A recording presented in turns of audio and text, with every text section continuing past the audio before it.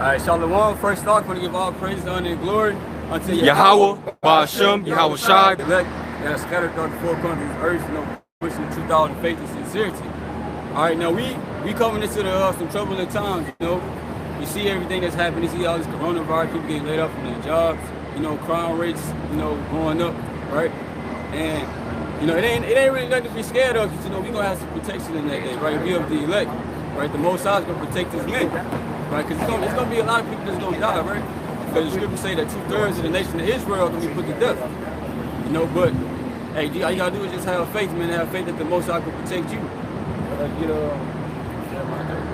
This Jeremiah 30:7. Alas, for that day is great, so that none is like it. It is even a time of Jacob's trouble, but he shall be saved out of it. Right, it says that day is great. So it says that none is like it. Right, so the day that's coming up, yeah, you're not gonna be able to compare with anything that happened in history. Nothing. Right? This is gonna be a great day. The scripture say that basically the day that's coming up is gonna be worse than what happened in ancient Egypt. Right, so the Most High, he's gonna make his name known and get in the earth. Right. How? By putting people to death. You know? I'm going to get like Psalm 9, whatever. Psalm 9. 16. This Psalms 9:16. It says Yahweh is known by the judgment which he executed. Right, so the Most High is known by the judgment he put forth on the earth. It's like with Noah and the flood. Right, people talking about that. Right, like what happened in Egypt. People still talking about that, making movies and everything, right? But the Most High is about to top all of that. Anything that happened in history. Right. Right? So you read Jeremiah 30. Yep. This Jeremiah 30:7. It says, alas, for that day is great, so that none is like it. It is even the time of Jacob's trouble, but he shall be saved out of it. Right, it says it's the time of Jacob's trouble. Who does Jacob represent? Jacob represents the Negroes, the Latinos, and the Native Americans. Right? Those are the Israelites of the Bible. Jacob's trouble. So that go for all of us. We all gonna be in some trouble. Right? But for the elect, right, it's not unto their destruction, right? It's just to build their faith, though, because the Most High is gonna be living them out of each situation they going through. Right? But the 2/3, they gonna get put to death. Right? You about to say something? I was about to say, you know, it's cold. The Most High got us scattered to the four corners, you know, so we under captivity amongst these other nations. But as Jacob going through trouble, just because we in y'all country, y'all gonna go through trouble too, these heathens. It says the whole world gonna have to go through an hour of temptation. Right. You see, yeah, it's Jacob's trouble, but everybody gonna go through it, man. You know? Yep. Hey, one more time. Yep. It says Jeremiah 30:7, alas, for that day is great, so that none is like it.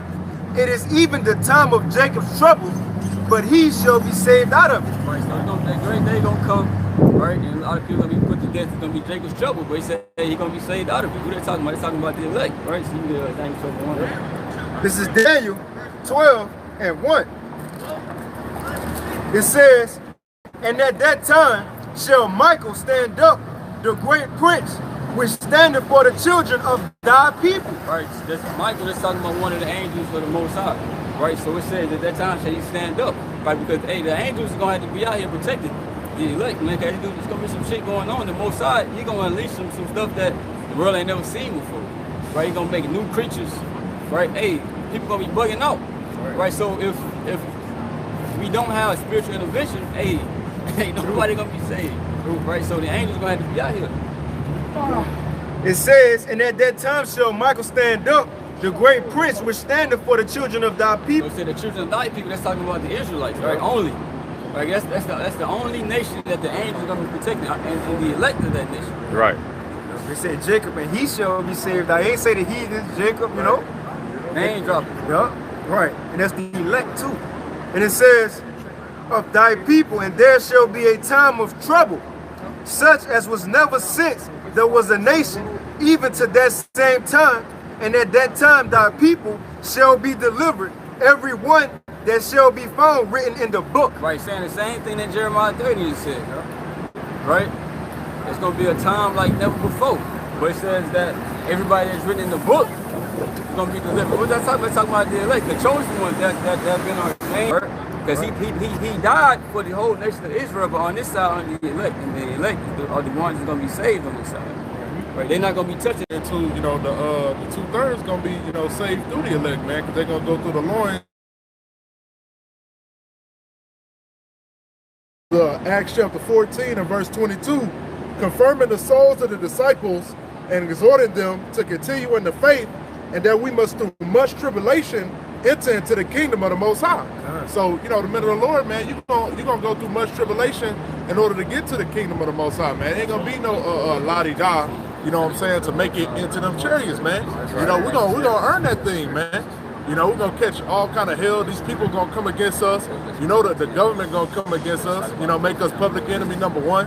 You know, and then they gonna be forcing these vaccines and shit like that, man. The men of the Lord ain't taking none of that bullshit, man. You know, so you're gonna be the first ones on the chopping block, man. You know, and then you know, the apostles and the disciples was constantly thrown in prison, man. You know, that can happen to the men of the Lord, man. You know, being thrown in the damn county jail and shit with all these damn niggas. You know what I'm saying? Right. Like Scripture say the things, Romans 15 and 4 say the things that are written aforetime written for our learning. So the things that the prophets went through, you know, the prophets back then, right? The prophets that you read in the Old Testament, the prophets that you read about in the New Testament, the things that they went through was written for us. So we finna go through a time like never before. So hey, we gotta, you know, see different accounts where these men were saved out of these situations to build up our faith. Right? That's why you got the faith chapter, Hebrews 11, talk about faith. By faith Abraham, by faith Noah. You know, by faith, right? So we want to overcome by our faith too. We want our warrior to be in the kingdom of heaven that we overcame by our faith, just like these men overcame by their faith. You still got the Psalm 90? Yeah, come. We want to slow that. Tops. Psalm chapter 91 and verse 1. He that dwelleth in the secret place of the Most High shall abide under the shadow of the Almighty. Right, he that abideth in the secret place of the Most High shall abide under the shadow of the Almighty. What's the secret place? The secret place is talking about this truth, right? These scriptures, because everybody can't understand this, right? This thing is a mystery, right? You got to be given the Holy Spirit to understand these scriptures, right? You read John the 14th chapter, I believe the 17th verse, right? Even the Spirit of truth, whom the world cannot receive, so they're not gonna be able to understand these things. Yahushua also told the disciples that it is given unto you to know the mysteries of the kingdom of heaven, but to them it is not given. Right, so this is that secret place. So it says, read again, bro. Psalm chapter 91 and verse 1, he that dwelleth in the secret place of the Most High shall abide under the shadow of the Almighty. So the ones that's in the shoe, they got this thing, man, that's sincere about it, right? They go abide in the shadow. What that shadow mean? That shadow is talking about the protection from the Most High. When Yahweh Shem Yahushua, he gonna protect his men, right? Verse 2, I will say of the Lord Yahweh, he is my refuge and my fortress, my power, in him will I trust. Right, a fortress is like a stronghold, like a military stronghold, right? Like it's like protection from war, right? So that's what the Most High is to us. It's like it says, Proverbs 18 and 10, right? It's Proverbs 18 and 10. It says, the name of Yahweh is a strong tower, the righteous run up into it and is safe. Right, so it says the name of Yahweh, that's the name of the Most High, whom the world ignorantly calls God, right? That's his true name, right? In Hebrew, right? It says his name is a strong tower and the righteous run into it and it's safe, right? So you're going to have protection through that name. From you knowing the name of the Most High and the Son, man, that's going to bring you comfort in that day because you can call on it. Right? That's why it says Isaiah 33:6 that wisdom and knowledge is the stability of our times. And the name is a major part in that. Right. You can call on the only true power in his Son. You got their names, bro, and they can hear you. That's going to bring comfort to you, bro. That's why they're going to be a strong tower to the men of the elect in that day. To the ones that have faith in that name. Right? It ain't just gonna be because you just know the name, you know, you just try to call upon it. No, it ain't gonna work like that. Right? It's like like Yahushua said in Matthew 7, now everyone said to me, Lord, Lord, shall enter into the kingdom of heaven. So they don't matter. They say, but he that doeth the will of my heavenly Father. So you gotta be putting that work in and have that faith also with them works. That reminds me of in Acts when Paul when them 7 vagabond Jews, they were trying to heal, cast out demons in the name of Yahweh. They Right. said in the name of Yahweh when Paul preached. Tell them they didn't have the faith, they were just saying it, but Paul had the faith. That's why the miracle you don't even believe in it. Like the scripture said, Romans 10, how shall you call on him and who you have not believed? You see, so that goes along with that faith, man. Right. Verse 3, surely he shall deliver thee from the snare of the fowler and from the noisome pestilence. Right, the snare of the fowler, right? Who's the fowler? Right, Esau. He said from the snare. What's the snare? Right? So, Esau got many traps to try to, he gonna have many traps in that day, try to put, the elect to death, to try to get them to basically give up, right? And to take us down Arphadetia, right? He gonna try to, put you, that's why I say in Revelation that he causes all the both small and great to receive the mark, right? So he gonna be coming with his little tricks and shit, but the elect not gonna fall for that shit. Surely he shall deliver thee from the snare of the fowler and from the noisome pestilence. The missiles, bro. Ain't. That's the only person who can deliver you from missiles. Right. Bro, it ain't nothing on the earth that's compared in power to these missiles. But they're gonna be used to burn this bitch up. Right. Bro, in the book of Zechariah, the 14th chapter, say these people, they flesh is just gonna melt away. Hey man, you don't want no parts of that. In verse 4, he shall cover thee with his feathers, and under his wings shalt thou trust. His truth shall be thy shield and buckler. Right, his truth shall be thy shield and buckler. Isaiah 33:6. Yep. It's gonna be your shield and your buckler in these troubling times to come. Ephesians 6 say that this word is like a is like a shield to quench all the fiery darts of the wicked. Yep. Right, so this word is gonna keep you sane in them times. In verse 5, thou shalt not be afraid for the terror by night, nor for the arrow that flieth by day, nor for the pestilence that walketh in darkness. Right, we got this whole COVID-19 coronavirus bullshit that's going on. Right, you ain't gotta worry about that if you of the elect, man. Just have faith, bro. Right, let these other people bug out over there. Like I can't even go in the store and talk to somebody without them putting their mask over their face. I be like, God damn, I be down there forgetting about it. Right. I mean, I be aware of what's going on, but like the whole mask shit, like, and people not even let you come in their stores without their mask, with your mask on. I be like, God damn. I went in HEB, you know how you go to the fruit section. What you do, you take the fruit, you look at it, right, to make sure this the one I want. Everybody do that shit, right? But since this fucking COVID shit, everybody up there with masks, I'm doing a little shit looking at them. I put my head, everybody looking at me like, nigga. See what I mean? Like, you feel me? Come on, bro. So they just going up in there with their masks, just looking at them, grabbing one, and I was like, come on, bro, y'all doing too much. Right. Y'all ain't had no problem with this at first. Now it's a big deal. Come on, right. Like, bro, like the virus, so-called, been out there, right? But now, like, I think it was like a month or two later, they made the masks mandatory. Like, bro, like, people already been in contact with each other, bro. Are you tripping? Then they'll have a mask on, but still pushing the little buggies, you know? Then you got then the goddamn king of Babylon, this motherfucker proud, he said he ain't even wearing no goddamn mask, man. So y'all motherfuckers is a bunch of morons, man. Right. They say fuck a mask.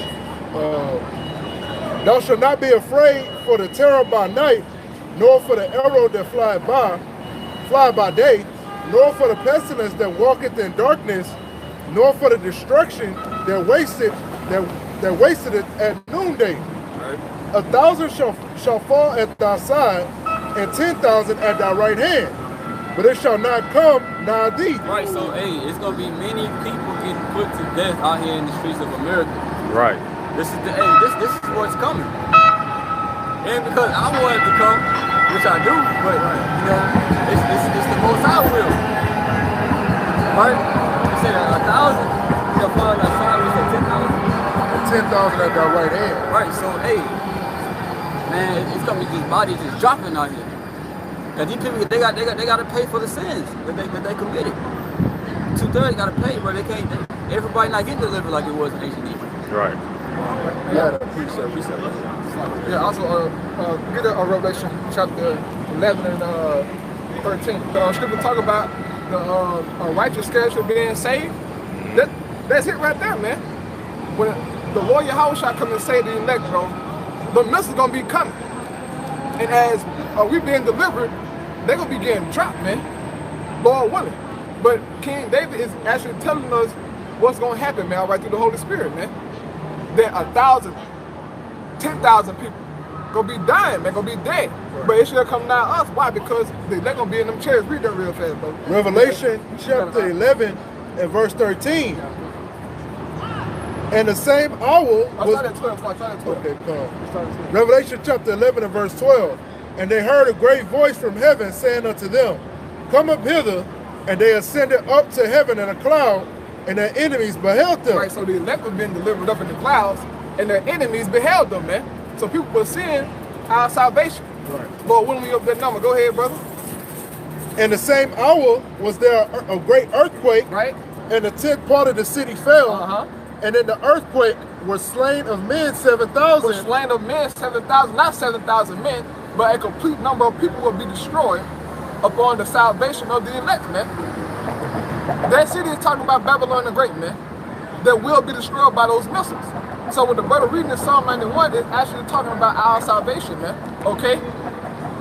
Are we 13 again, brother? And the same hour was there a great earthquake, and the 10th part of the city fell, and in the earthquake were slain of men 7,000, and the remnant were affrighted, and gave glory to the Most High power of heaven. Right, it said, and the remnant were afraid. Why were they afraid for, man? As they were being saved, they're in the chariots, but they still afraid. Right, Why right. is that? Because of great destruction, man. Right. It's gonna be dramatic, but it's gonna be something out of this world, man. And this is why it's gonna take Yahweh Shai and the angels to come and physically save us out of this, man. Right. We're gonna be troubled, man. All right, because it's gonna be a great destruction, man. So this is why this truth is very important to us to believe and then take hold on to it, bro. Because look, Yahweh Shai is not coming back to play with nobody, bro. Right. Once he coming to kill, he coming to kill, man. John said, I saw his vesture dipped in blood. Right. Yeah, that was a metaphor for him doing a whole bunch of killing, man. Go ahead, brother. You got it, right? You go back to that. Imagine that, bro. Angels, Yahweh Shai, Right. like coming after 2,000 years, Right, bro. He that's- coming they're back, coming, bro. That's something. Hey, that's something to see, bro. Right, and like that brother was saying, man, it's gonna take the Most High power saving us out of this destruction. You know, you got these weak ass celebrities buying these punk ass bunkers and shit over here in America, man. That shit gonna be obliterated, man. Right. The elect of the house of Esau, man, they ass ain't gonna be here in America, man, because they know the prophecy, man. Right. You know, they gonna be in these different other parts of the land, man. You know. But Psalm chapter 91 and verse 7. 1,000 shall fall at thy side, and 10,000 at thy right hand, but it shall not come nigh thee. Only thine eyes shalt thou behold, and see the reward of the wicked. Right. Only thine eyes shall behold and see the reward of the wicked, man. We're going to see it. Lord willing, right? Them being destroyed. But hopefully we be in them chariots, man. That Revelation 15 talk about seeing that. Come on, yeah, man. You got it, brother. Yeah, you see that, bro. You break it down, brother. Shema, yeah, man, but that's what we're talking about, man. All right, you got it, brother. It's Revelation 15 and 2. And I saw as it were a sea of glass mingled with fire. You know, bro, start at one. Start at one. Okay. Revelation 15 and 1. And I saw another sign in heaven, great and marvelous. 7 angels having the 7 last plagues. For in them is filled up the wrath of the Most High. And I saw as it were a sea of glass mingled with fire, and them that had gotten the victory over the beast, and over his image, and over his mark, and over the number of his name, stand on a sea of glass having the harps of the Most High. Right, let's talk about the elect when they get delivered in them chariots. Right, because America is going to be on fire. Right, and the elect is going to see all this taking place. Right, the next verse says the song of Moses. Right, yep. Go ahead, yeah. Yep. Verse 3. And they sing the song of Moses And you gotta remember this: just and true are thy ways, thou King of Saints. Right, so we go, if we got the hope for elect, man, we gonna be in them chairs singing like, bro. Woo! Lord. Isaiah 26 and 20. What you had? I got something. Okay, good. This is Isaiah 26 and 20. It says, come, my people, and it's that same come up hither. In Revelation 11, Revelation 18, it's come up hither, man. It says, come, my people, enter thou into thy chambers, and shut thy doors about thee. Hide thyself as it were for a little moment until the indignation be overpassed. And that's talking about the elect being beamed up into the chariots, like the brother Zion was saying. Looking at the destruction, looking at America on fire. That's how John, when John had that vision, he seen what? The lake of fire. Not knowing shit, he was, probably had the vision from him in the chariot, man. Looking down. He might have deja vu when he, But hey, that's what the elect gonna see, man. The door's gonna be shut just like the ark. And it says, for behold, Yahweh cometh out of his place to punish the inhabitants of the earth. For their iniquity, the earth also shall disclose her blood and shall no more cover her slain. Right. So like we were talking about earlier, about them singing a song of Moses, right? This is Isaiah 24 and 14. So they shall lift up their voice, they shall sing for the majesty of Yahweh. They shall cry aloud from the sea. Wherefore glorify ye Yahweh and the fires. Even the name Yahweh power of Israel and the isles of the sea. What that's talking about? It's talking about when they get delivered, beamed up. Because in Revelation, the 11th chapter, it's telling you that the destruction is going to be happening at the same time the deliverance is happening. Right? So they're going to see everything on fire. Right? And then once the elect get beamed up and saved, they're going to glorify the Most High. Right. And also, the song of Moses is a song of deliverance. All right? It's a song of deliverance for the children of Israel. But on this time, we know that it's only going to be the elect of Israel, man. Right. And within the song of Moses, Moses is singing about the destruction of his enemies, of the Egyptians, of the Edomites, man, and other nations, bro. So we know that ain't no heathen going to be saved with us, man. This is only for the elect's sake. You got it, brother. Didn't they sing that in Exodus, the song of Moses? Right. Psalm chapter 91 and verse 7. 1,000 shall fall at thy side, and 10,000 at thy right hand, but it shall not come nigh thee. Only with thine eyes shalt thou behold and see the reward of the wicked. Right, we gonna see, like the brother said, we're gonna be in the chairs. We're gonna see the reward of the wicked. We're gonna see the payment for their wicked deeds. Right. That they are done on the planet Earth. Right, because everybody got to get judged, bro. Right. It says I think it's the book of Ecclesiastes, the 12th chapter, right? For everything that you did done, right? For all your works. You got something? Yeah.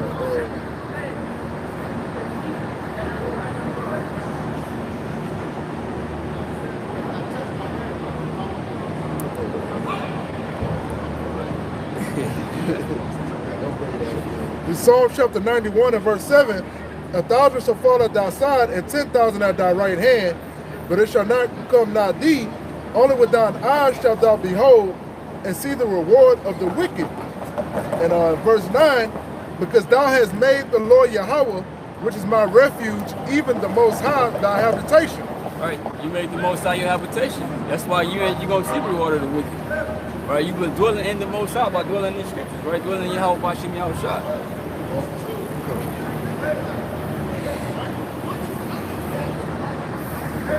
In verse 10, there shall no evil befall thee, neither shall any plague come nigh thy dwelling. Right, ain't no evil gonna befall these elect, right? Only the ones that's been destined, right, to die for Yahweh Shah. Right, the Lord gonna put the spirit on them and to take that. Right, but everybody not gonna go through that. Right? That's Egypt all over again, man. Well, all of Israel was protected from the plagues back then, but now, it's gonna be the elect, man. The 144,000 and the 1/3 gonna be protected from all these plagues and pestilence put out into the planet Earth, man.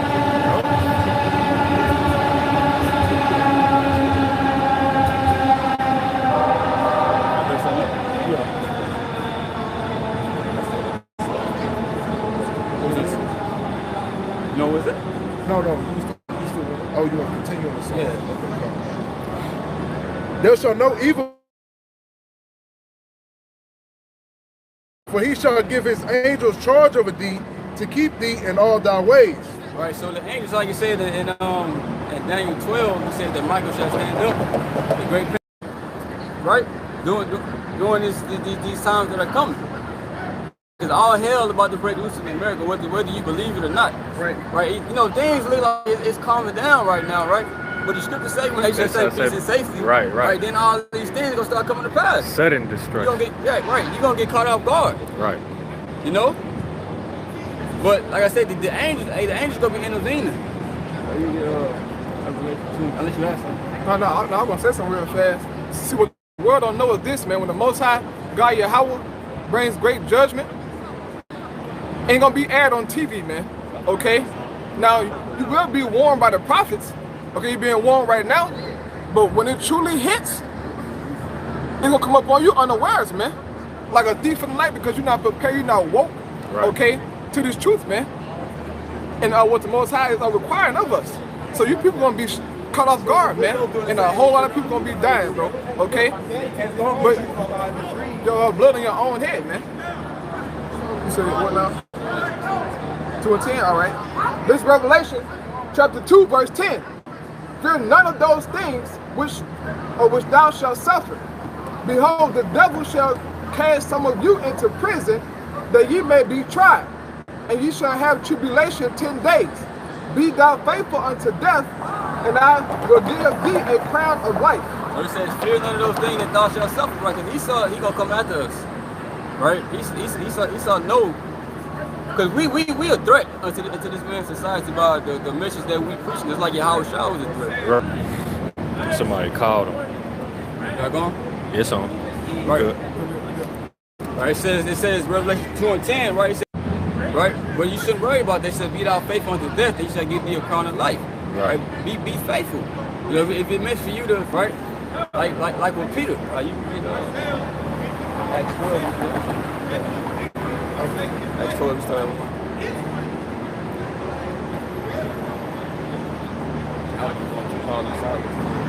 This is Acts chapter 12, verse 1.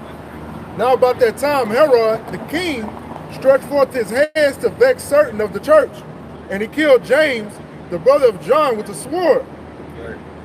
And because he saw it pleased the Jews, he proceeded further to take Peter also. Then were the days of unleavened bread. Right, so he killed James, one of the disciples, and he said, he seen that he pleased you. They was happy with that, the Jews, right? Which would be the so-called Negroes of the tribe of Judah, right? But you had Judah, Benjamin, and Levi over there, right? But he said they was happy with it. So like, all right, I'm gonna go try to get Peter now. Verse 4, and when he had apprehended him, he put him in prison and delivered him to 4 quaternions of soldiers to keep him intended after Easter to bring him forth to the people. Right, it says 4 quaternions, right? And that's dealing with like quaternions is basically 4 Roman soldiers.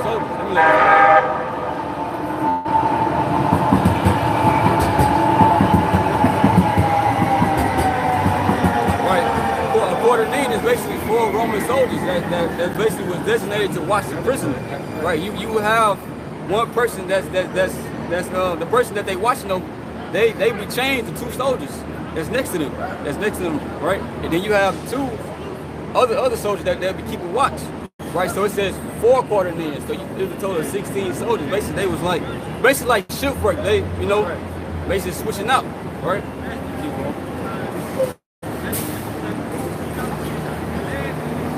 And when he had apprehended him, he put him in prison and delivered him to 4 quaternions of soldiers to keep him intended after Easter to bring him forth to the people. Right, that Easter is talking about the Passover. It's not talking about, you know, with this world, you know, if you're going to Easter, you know, going to the fucking Easter bunny and having a fucking Easter egg hunt. That's not what that's talking about.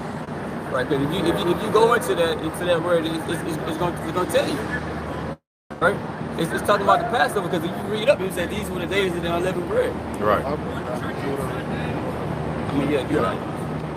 That word is Pesach, which is the Passover, man. Strong's G3957. and it says the paschal sacrifice, which was accustomed to be offered for the people's deliverance of old from Egypt. Right, so the Passover. Right, it's talking about the Passover when they got delivered out of Egypt. Right, so it ain't talking about no Easter. Right. So Right. what's so hard to understand about that? Right. In verse 5, Peter therefore was kept in prison, but prayer was made without ceasing of the church unto the Most High for him. Right, so Peter was in prison. They was praying for Peter, basically for his well-being, for him to get out of it, for him to be safe. Right, because they wanted to put him to death. So he basically waiting for Herod to put him to death. Right, he said he was waiting after Easter, basically, or after the Passover, basically. In verse 6, and when Herod would have brought him forth, the same night Peter was sleeping between two soldiers, bound with two chains, and the keepers before the door kept the prison. Right. Go on. In verse 7, and behold, the angel of the Lord Yahweh came upon him, and a light shined in the prison, and he smote Peter on the side and raised him up, saying, arise up quickly, and his chains fell off from his hands. So the Most High sent the angel to help Peter. Right? He told him, hey, get up. Hey, I'm finna get you up out of here. Right? Said his chains fell off of him. Because notice Peter said he was in between two soldiers. He was chained to these soldiers. That's how they did it back then. Right? So them chains fell off. So in the midst of all these soldiers, Peter is getting delivered out of prison. In verse 8, and the angel said unto him, gird thyself and bind on thy sandals. And so he did. And he said unto him, cast thy garment about thee. Me. See, hey, you don't know if they walked or whatever. You don't know what happened. But he said, follow. Right? He said, follow me.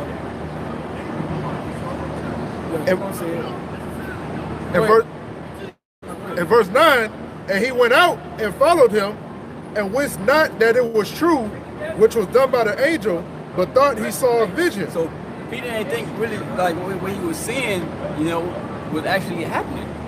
Right? He thought it was a vision. He didn't know this was like actually happening in real life. Right. He's like, because he woke Peter up. So Peter, he sleep probably. He said he think he having a vision. Keep going. In verse 10, when they were past the first and second ward, they came unto the iron gate that leadeth unto the city, which opened to them of his own accord. So hey, everything is opening up to the angel, man. The angel taking the chains off, opening up the gates and shit. He walking right up out of there, bro. Go ahead. And they went out and passed on through one street, and forthwith the angel departed from him. In verse 11, and when Peter was come to himself, he said, now I know of a surety that the Lord Yahweh has sent his angel and had delivered me out of the hand of Herod and from all expectation of the people of the Jews. So it came to a certain point, Peter was like, hold on. Hey, this real. Right. And he's like, I'm out of jail, bro. He's like, he's praising the Most High. He's like, I know the Most High delivered me. But they wanted to put him to death. His own people wanted him to get put to death. Right? But the Most High delivered him from that. The Most High can do that for you too. Right? It's another kind of scriptures too with Paul and Silas. I got you. This is Acts 16.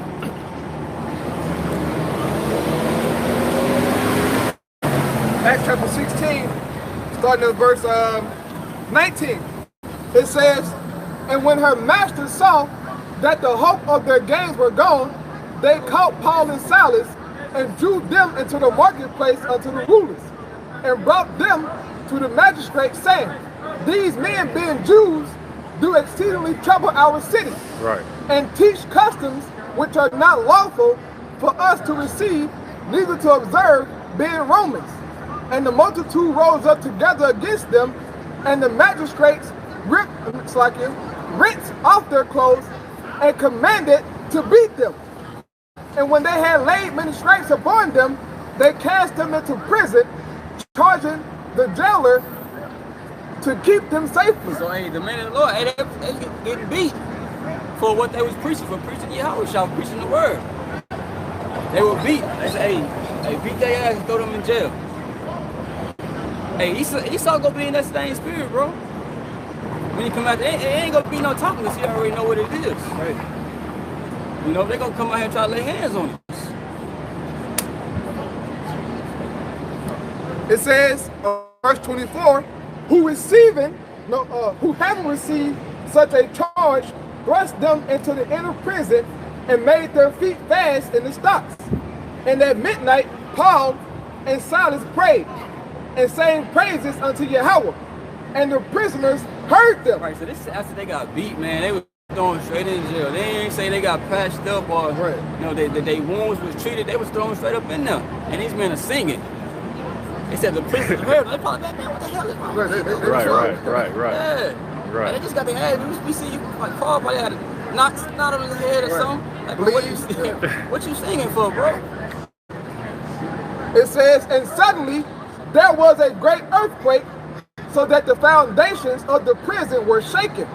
And immediately all the doors were open and everyone's bands were loose. Right, so it said it was a great earthquake, bro, and the Mosai took the chains off of everybody. This is after these men and sons took the Mosai. Right? So everything opened up. It's like opened up for Peter. The angel sent the angel there, woke him up and got him up out of there. Right? Paul and Silas. You know? Hey, so it can happen. It ain't far-fetched, bro. It says, and the keeper of the prison awakened out of his sleep, and seeing the prison doors open, he drew out his sword and would have killed himself, supposing that the prisoners had been fled. But Paul cried with a loud voice, saying, do thyself no harm, came trembling, and fell down before Paul and Silas, and brought them out and said, sirs, what must I do to be saved? And they said, believe on the Lord Yahweh Shah HaMashiach, and thou shalt be saved in thy house. Right, so believing in the Lord is important. You know, contrary to what other council may teach, that the Son of the Most High ain't that important, or that he don't exist. Right, believing in him, but hey, that's your salvation you playing with, bro. You don't believe in him. Right, but he was going to, hey, the dude was ready to kill himself, bro. Cause he was like, shit, hey, that's how they got down back then. Just like when Peter got up out of there, they didn't know what was going on. They woke up like, hey, what's up? Hey, roll like, all right, we finna kill him. Y'all finna get put to death. So he was trying to kill himself before they got to him. You know?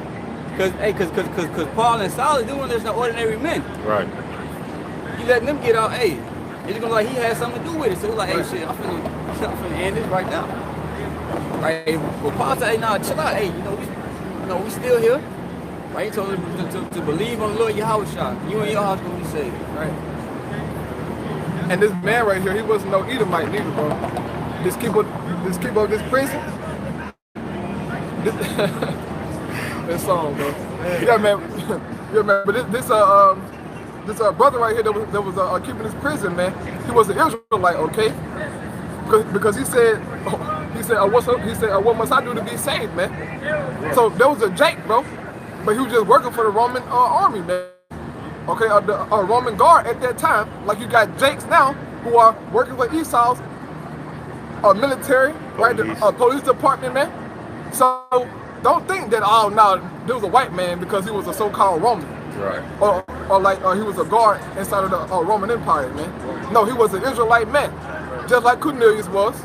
But what was it? He was a part of the Italian band. Right. Mm-hmm. Those were Israelites, man, but they were based inside of Rome, Italy, man.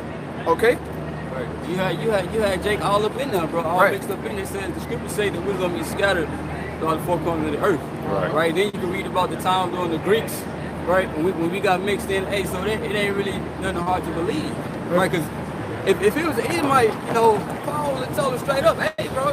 Ain't nothing you can't do. Because Paul, he wrote Hebrews, right? He wrote about Esau. He said that he saw repent. It was no, I forgot a rough paraphrase. Basically, he couldn't get repentance, basically. Right. So he would have, nothing. Right. And these Edomites ain't got the spirit on them, man. You know what I'm saying? To ask for to be saved and for remission of sins.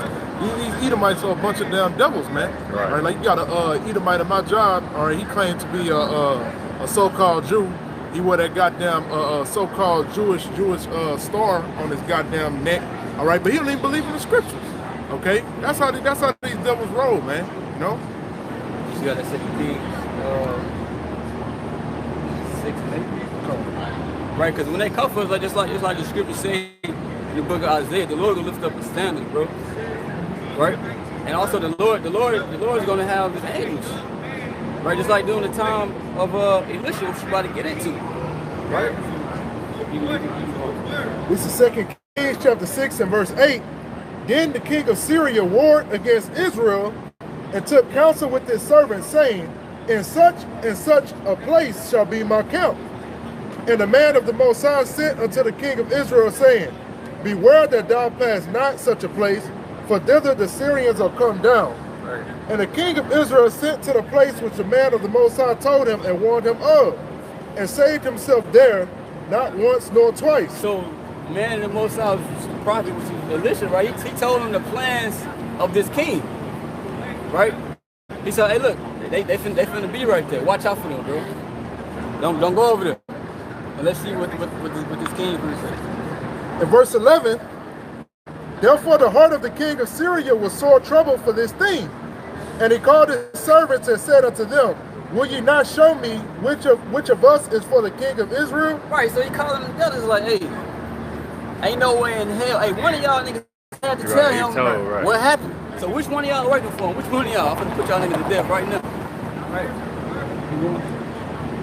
And one of his servants said, none, my lord, O king, but Elisha the prophet that is in Israel telleth the king. Told him that. The words that thou speakest in thy bedchamber. Now how could Elisha know such a thing? Right. Told him, like, look, hey, don't go there, such and such, this and that. Hey, watch out.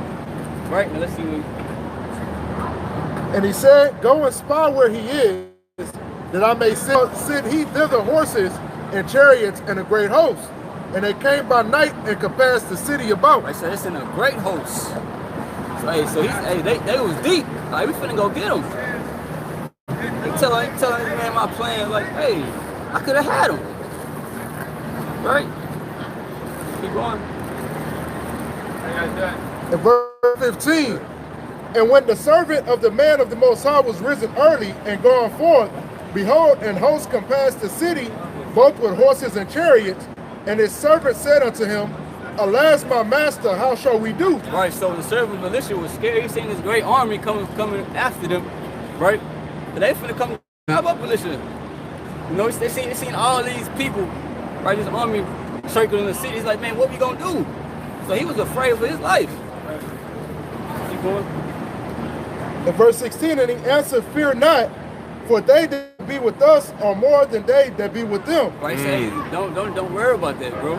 Right. You worry about what you see. Hey, you got the angels, bro. Right. In verse 17, and Elisha prayed and said, Lord, I pray thee, open his eyes that he may see. And the Lord Yahweh opened the eyes of the young man, and he saw. And behold, the mountain was full of horses.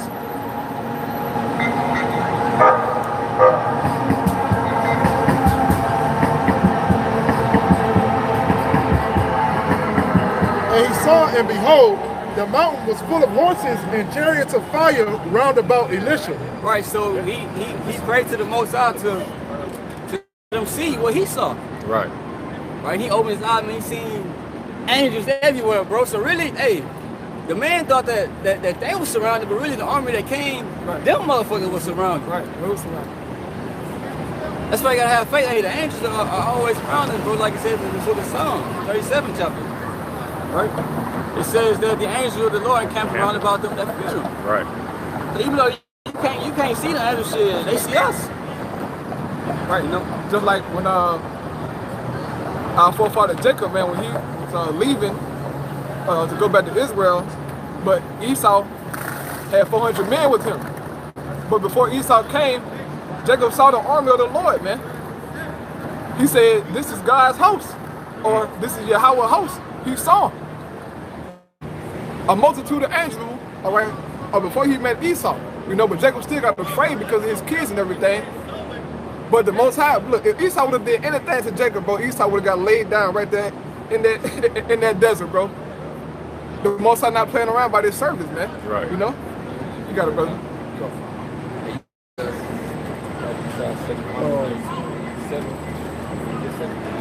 Verse 18, and when they came down to him, Elisha prayed unto the Lord Yahweh and said, smite this people, I pray thee, with blindness. And he smote them with blindness according to the word of Elisha. So the angels say blinded these niggas, man. Right. So that they weren't finna touch them. That's not how it's finna go down. Right. They came with one thing on their mind, but the Most High had other plans. Right. That's gonna be the same way for the elect. Esau gonna come in like a flood, right? Thinking he finna, you know, kill off everybody of Israel, right? Especially the prophets, right? But he ain't going down like that, bro. He most likely gonna surprise his ass with something. All right. This 2 Chronicles chapter 32 and verse 7. It says, be strong and courageous, be not afraid nor dismayed for the king of Assyria, nor for all the multitude that is with him. For there be more with us than with him. Right, the same thing that Elisha just said. They don't worry about their army, how many people they got. Right? Don't worry about Esau, what technology he may got. He got this type of gun, the heart attack gun, and all this shit. Don't worry about none of that, right? Because we got the angels on our side, bro. And the angels cannot be touched by men. No, sir. Right, it says, with him is an arm of flesh, but with us is Yahweh our God to help us and to fight our battles. And the people rested themselves upon the words of Hezekiah, king of Judah. Right, saying with him is the arm of flesh. Right. Right, so he got little human beings, you know, to help him in war. Right, but he said, with us is the Most High to help us fight our battles. The angels can come down, you know, send the angels down. Right. Come on, bro. You know, no other nation can do that. Right. No other nation got the protection from on high like the Israelites do. Man. Right? Even though you see us in this destroyed position that we're in today, right? That was just because we broke the law, statutes, and commandments of the Most High. Right? We're gonna be lifted up again in the earth. Right? You ain't finna come touch us, bro. If we be the men of the Most High. Right? No matter what condition we in right now. Right. I'm gonna look a little bit more on this, brother of mine. This is 2 Chronicles chapter 32, starting at verse 17, right? Well, you know what? I started 16. And his servants spake yet more against the Lord God, and against his servant Hezekiah.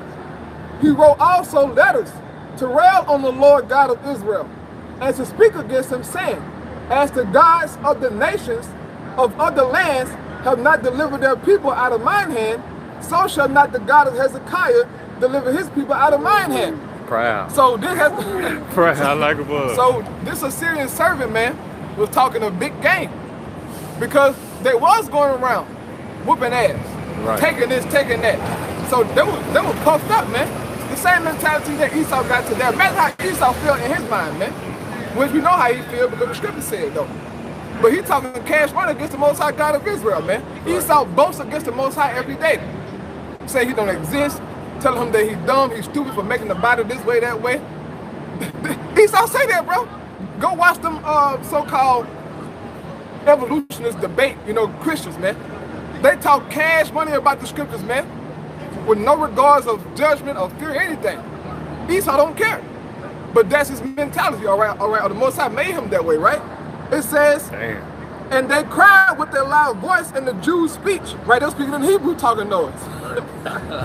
It says, and they cried with their loud voice in the Jews' speech unto the people of Jerusalem. They were on the wall to affright them and to trouble them, that they might take the city. And they spake against the God of Jerusalem, as against the gods of the people of the earth, which were the work of the hands of men. For this caused Hezekiah the king and the prophet Isaiah son of Amoz prayed and cried to heaven. And it says, and the Lord sent an angel, which cut off all the mighty men of valor, and the leaders and captains in the camp of the king of Azariah. So he returned with shame of face to his own land. And when he was coming to the house of his God, they that came forth of his own bowels slew him there with the sword. So his army got destroyed, right, with talking noise. Then when he went home, his own children killed him. Damn. How about that? He went in the house of his God that supposedly, you know, to protect him. Right. His children put his ass to death, man. How about that for talking noise, man, against the Most High God? You know? Was it on there? Yeah, this one there. I got something that's similar to that. You gonna make a point? Put his ass to death. All right, Connor, you get us 2 Kings 19 and 32. Come on.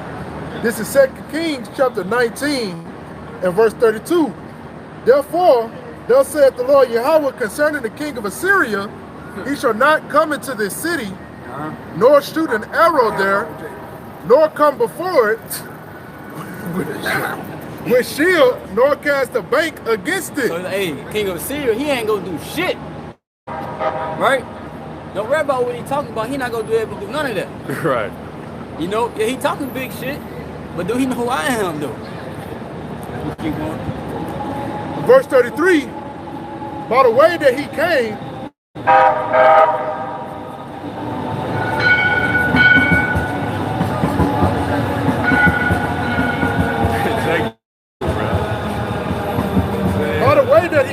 by the same shall he return, and shall not come into this city, saith the Lord Yahweh.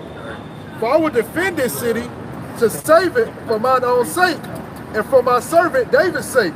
Right, since I'm gonna defend this city, this is the Most High said, I'm gonna defend y'all.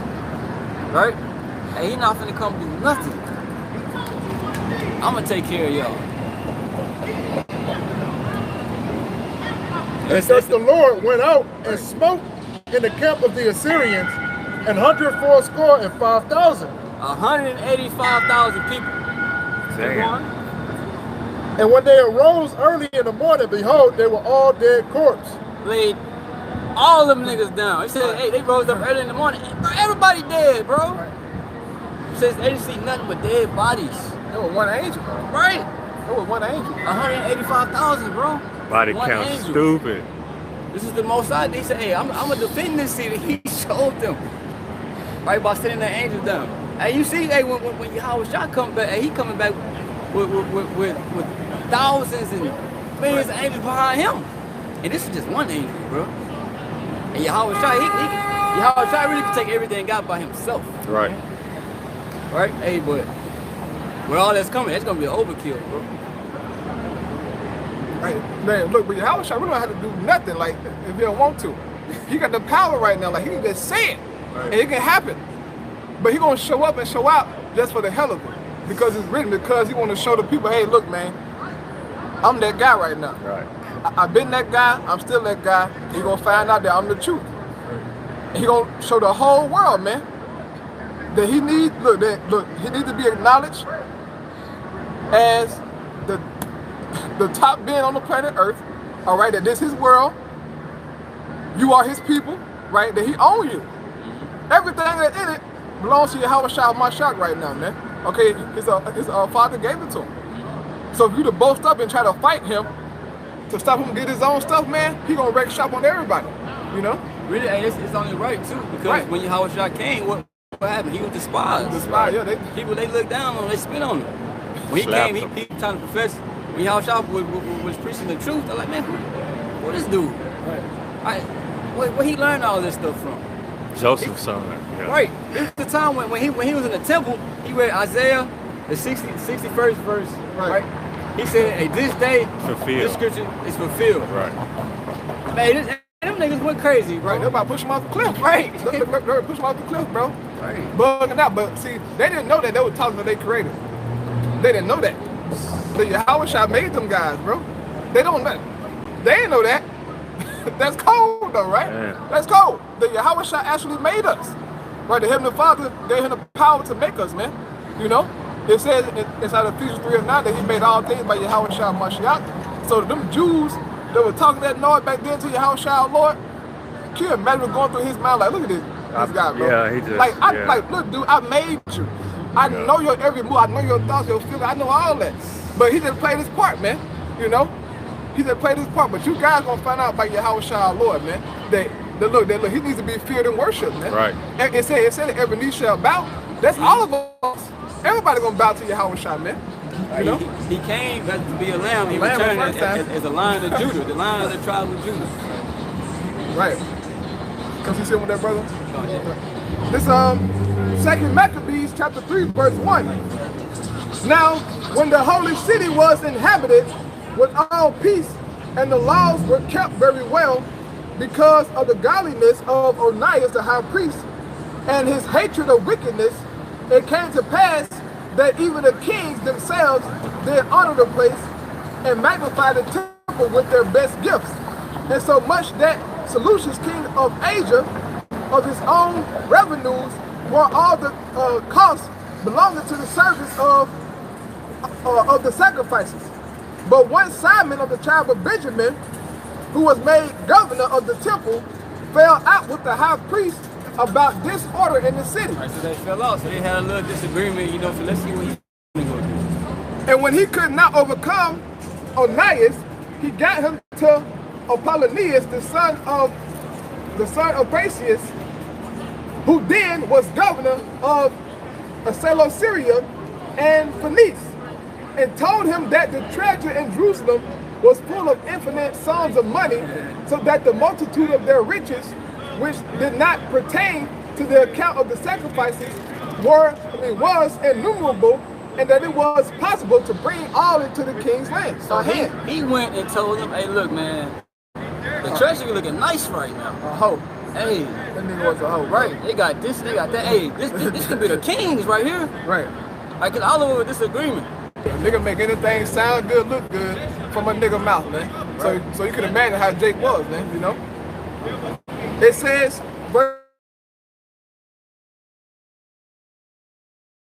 and had showed him of the money whereof he was told, the king chose out Helidorus, his treasurer, and sent him to a commandment to bring, sent him with a commandment to bring him the foresaid money. Right, so you have one of his servants telling the authorities, like, hey man, look, I done heard that the Israelites, hey man, they treasure, they got all this riches in there, man. You know, hey, I want it. Go get that. So he sent him to Jerusalem, you know, to try to rob us, basically. What the scripture says, spoil. Spoil, right. It says, so forthwith Helidorus took his journey under a color of visiting the cities of Seleucia and Phoenice, but indeed to fulfill the king's purpose. And when he was come to Jerusalem and had been courteously received of the high priest of the city, he told him what intelligence was given of the money, and declared wherefore he came, and asked if these things were so indeed. Right, so he came to the city, bro. The high priest, he said he greeted him courteously, like, hey, what's up, man? Yeah. Hey, how you doing? What you doing? Hey, what you doing here? Like, as a friend, right? So after that, to even proceed with the king said, hey, you gotta be wicked.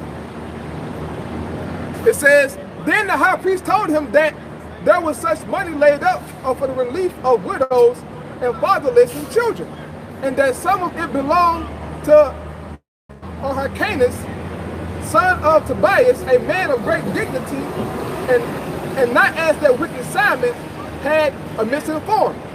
The sum whereof in all was 400 talents of silver and 200 of gold. Wealth. Right, that's what we had, wealth. Are you reading about all the kings, bro, you know, of our line, of our nation? They were wealthy. Right. David, Solomon, shit, Abraham, Job. Right. So, yeah. Come on, man. Hey, don't let this white man, this Edomite fool you, bro. Hey, we come from greatness. Right. Look, but we got the Most High God, Yahweh. Right. That's Right. money ain't nothing, but we got the Most High God, right? But quick side note, here in the 2 Maccabees 3 and 11, man, Hyrcanus, that's the brother that brothers should look into, because he the one that converted Esau into being a so-called Jewish, man. All right, he forced them to follow their way. But brother can look that up in their own, man. But that's a quick side note to see how Esau, you know, got converted to their way. He did that, man. Oh, that's how you got a Herod and them calling themselves Jews and Jewish, but they were Edomites, man. It's clear when you look it up. Herod was an Edomite. He was an Idumean. That's an Edomite, man. But he was the one to force Esau into that way, man. You know. But this is verse 12, and that it was altogether impossible that such wrong should be done unto them, and that had committed it to the holiness of the place and to the majesty and viable, is it viable? A viable sanctity of the temple honor all over the world. But Helodotus, because of the king's command given him, said that in any wise it must be brought unto the king's treasury. I'm coming to take this, bro. Hey, the king told me, hey, I ain't doing my own will, but the king told me, he sent me over here to get this, hey, so I got to do what I was told. So show me what I said. Right. So at that day, which he appointed, he entered, and to order this matter whereof there was no small agony throughout the whole city. But the priests prostrated themselves before the altar in their priest's vestment, called unto heaven upon him that made a law concerning things given to be kept, that they should safely be preserved for such as had committed them to be kept. Right, so everybody in the city was tripping, bro. They're like, man, hey, these dudes coming to take us in the temple. And he said you got the priest praying to the Most High. Then you're like, hey, it's a lot to put these things in here. So you know what? Protect us. You know, so they praying to the Most High. Right? They scared in the face. They would have wounded his heart. It would have fucked your head up. You're like, damn, you would have seen what he was feeling, what he was thinking just by looking at him. Right? Fucked up. The body, that it was manifest to them that looked upon him what sorrow he had now in his heart. Others ran flocking out of their houses to the general supplication, because the place was like to come into contempt. And the women girt with sackcloth under their breasts abounded in the streets. And the virgins that were kept in ran some to the gates and some to the walls, and others looked out of the windows. And all holding their hands toward heavens made supplication. Like I said, everybody tripping, everybody scared, so everybody is praying to the Most High. Like, please do something about this. Like, you can't let this happen. Baba Kashab, Baba Kashab, Baba Kashab.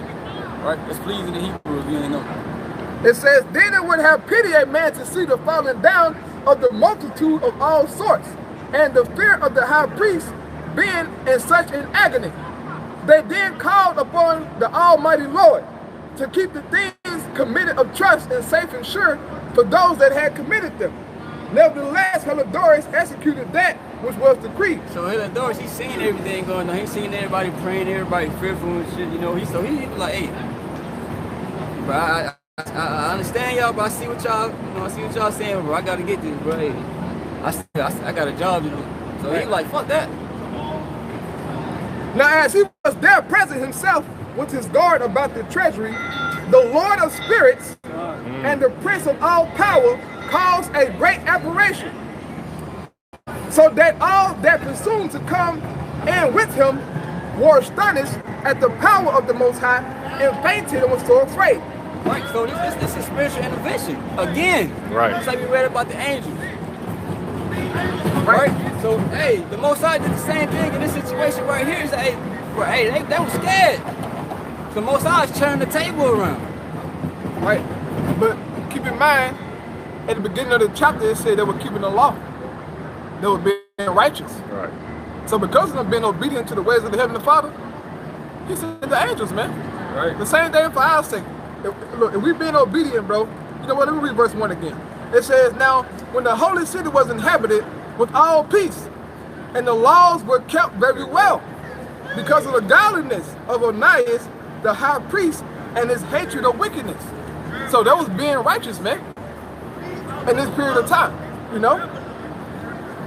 So going back to the scripture, it says, verse 25, for there appeared unto them a horse with a terrible rider upon him, and adorned with a very fair covering. And he ran fiercely, and smote at Helodotus with his forefeet, and it seemed that he had sat upon the horse had complete hardness of gold. Woo! So he was decked out. So he ain't come with like no rooter pooter that, you know, just showed up whooping that. No, he came in style, beating ass. right? He said he smoked the doors with his forefeet. Like a horse, bro. And hey, I forget what movie that was about this Greek god. This is a Greek, whatever it is, Greek mythology. Right. Yeah, but Esau had he had them gods, them Greek gods in gold, man. Immortal. Yeah, them immortal. Yeah, that was in gold, bro. Them guys were. He get it from the scriptures, man. He saw the angel had on gold, man. That's cold, man. Hey, but see, those elements ain't of this world, man. Right. You know? So, boy, you can imagine the sight of that. It says, moreover, 2 other young men appeared before him, notable in strength, excellent in beauty, and comely in apparel, who stood by him on the other side and scourged him continually and gave him many sore stripes. Right, it says that 2 other young men says notable in strength, excellent in beauty. Right. Right, calm in apparel, just like the other angel. Right. Right, and it says the scourged him continually and gave him many sore stripes. So they were beating his ass. They having fun with They him. beating the hell out of that nigga. Right, cause you see that one angel, bro, killed 185,000. Right, so they playing with this dude. Right. They beat the shit out of him, taking turns. He go, what? Nah. Bro, you just imagine what was going on, bro. It says that Helidorus fell suddenly unto the ground and was compassed with great darkness. Knocked his ass off. That's what that means. They knocked his ass off. But they that were with him took him up and put him into a litter. They had him on that, bro. Right. They carried that nigga up out of there. Like, hey, bro, come on. Hey, the nigga came in all proud, like, Right. nah, fuck all that. I need to, what's in that treasure. Right. Then they gotta carry this dude up out of here. Got a base. You can think about what's going on in his friend's mind. Oh, this nigga, hey, come on, bro. We shouldn't have even came here, bro. Right, like a nigga, you know, from another hood, come to another hood club, all proud to him, his gang sign, you know, tough, throwing beer everywhere, grabbing on the hose, you know, just being all proud and boastful. But before the night over, he step on somebody's shoe or something, do something crazy, nigga lay him out, and he'll wake up to the next morning with a big knot on his face, bro. Like crazy people. Right. Right. Because he been all proud, man. Not in his hood, you know, doing what he normally do, but in somebody else's hood, man. Somebody else so-called, you know, territory, being all proud and boastful, man.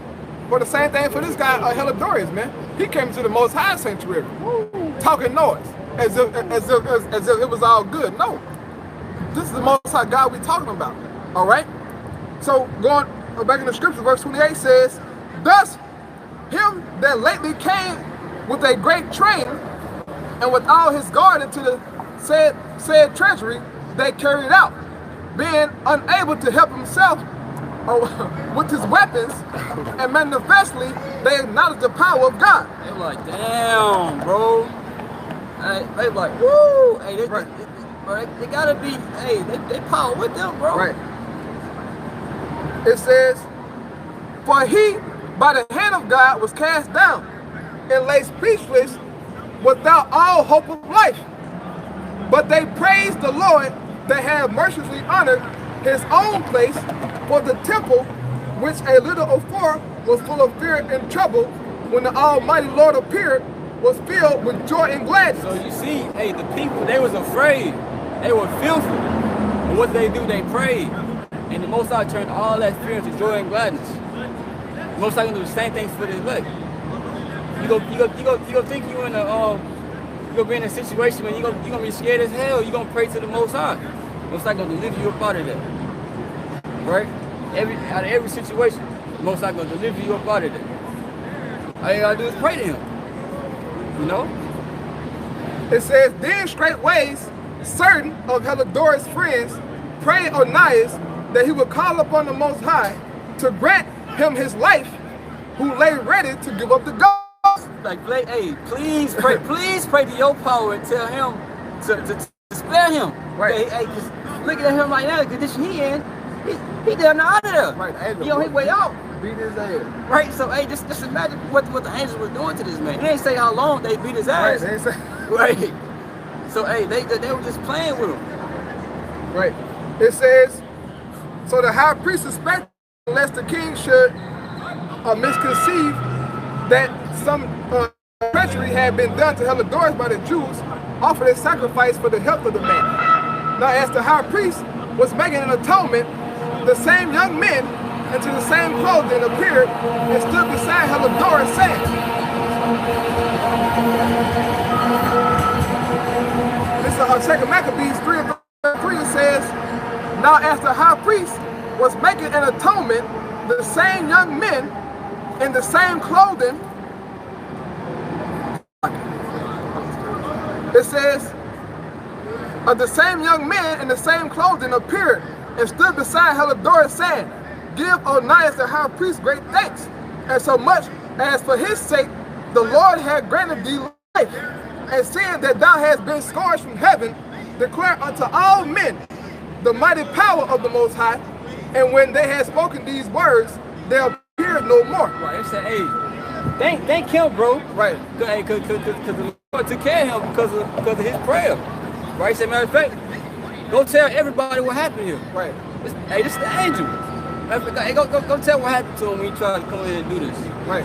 So he can be an example of what's going to happen. Right. Basically, yeah, basically saying, look, you better thank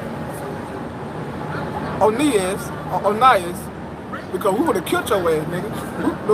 We ready to kill you, bro. But because of Onias the high priest, look, you sparing your life, man. So you better thank him. Once Israel do right by the Most High, man, spectacular things happen, bro. Right. Spectacular things.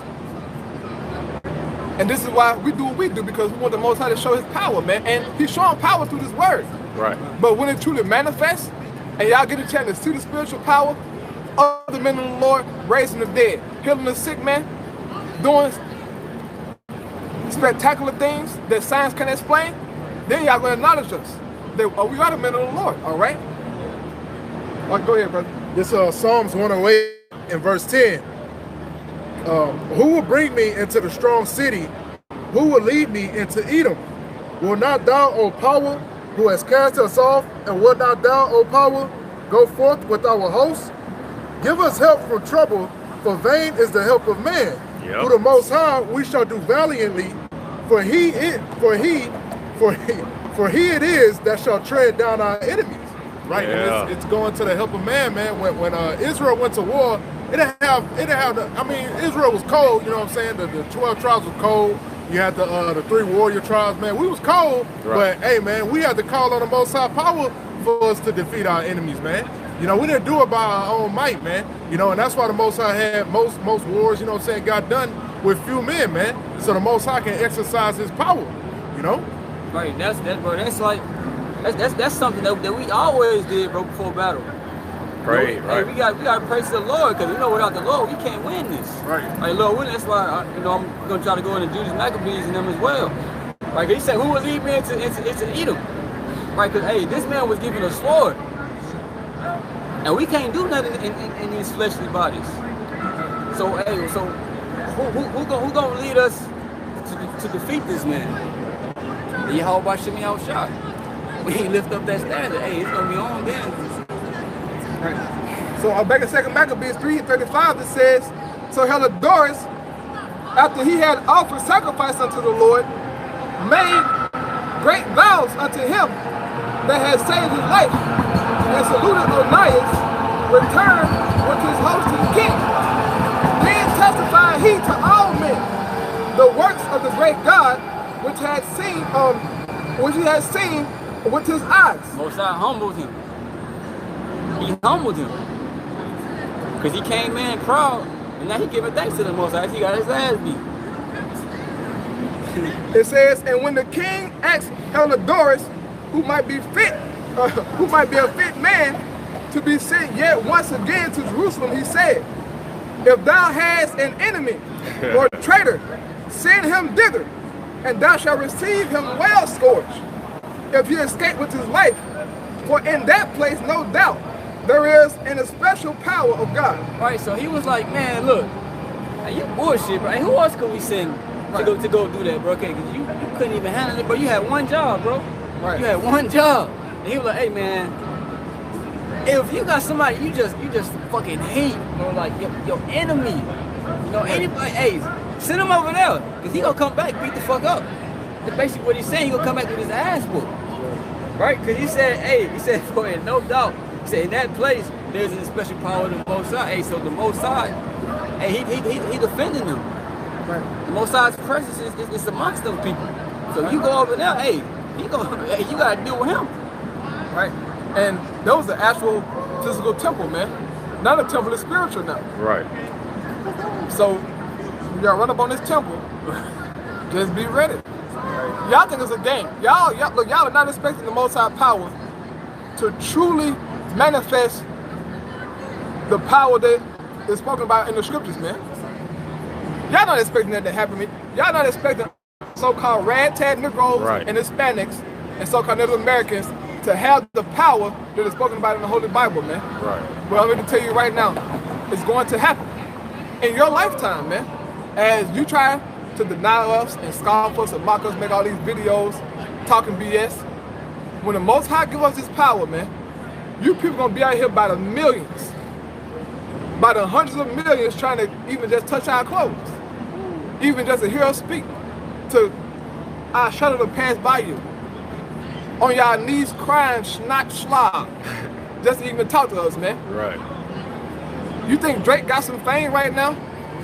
Chris Brown, all these on live, man? That's gonna be something, man. You talking about 1 billion hits on YouTube? You know, Instagram or YouTube views.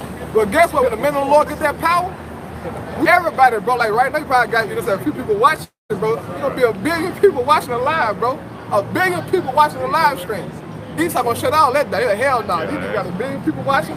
Shut that shit down right now. Lock them up, he said. Yeah, go ahead. It's Psalms 110:3. Thy people shall be willing in the day of thy power.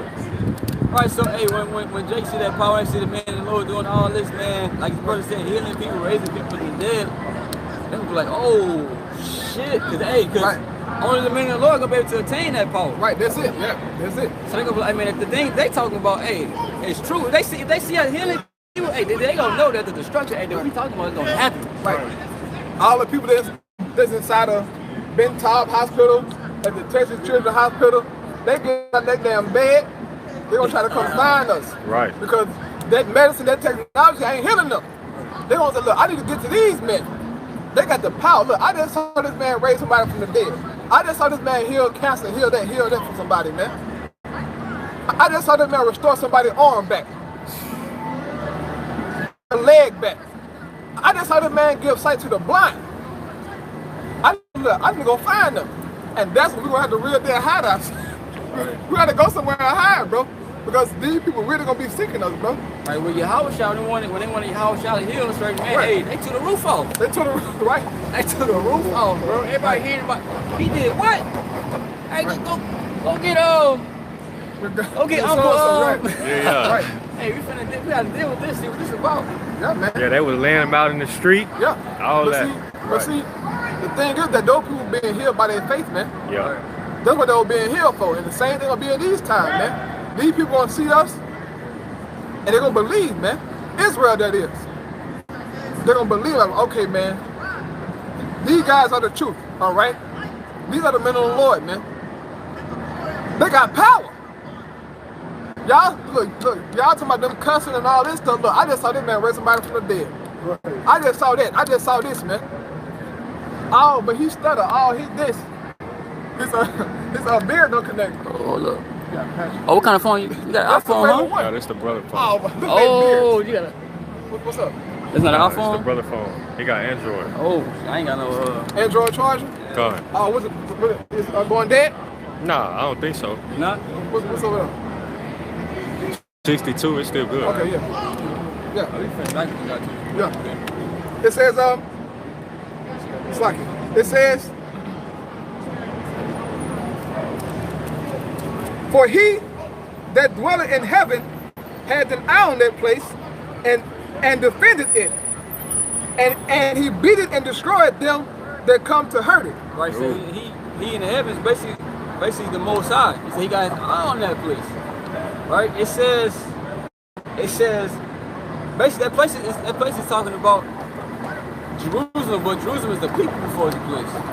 Right, so it's talking about the people. It's talking about the people, right? So the Most High is going to protect the elect, bro. So he beat it, Right. and destroy whoever comes Beat to it. hurt it. Right. The Most High gonna beat your fucking ass. So take notes, Esau. Right. Take notes, cause this is gonna happen. It's gonna happen to you. You say you want to Yeah. I can get done. I had Go ahead. No, it's cool. Go ahead, bro. Go ahead. So if you still. Yeah. This is 1 Maccabees chapter 3 and verse 15. Is that 15? 13. Okay. And verse 13. He's going to Judas Maccabees. Right? A man of war. He's going to the time of Antiochus Epiphanes.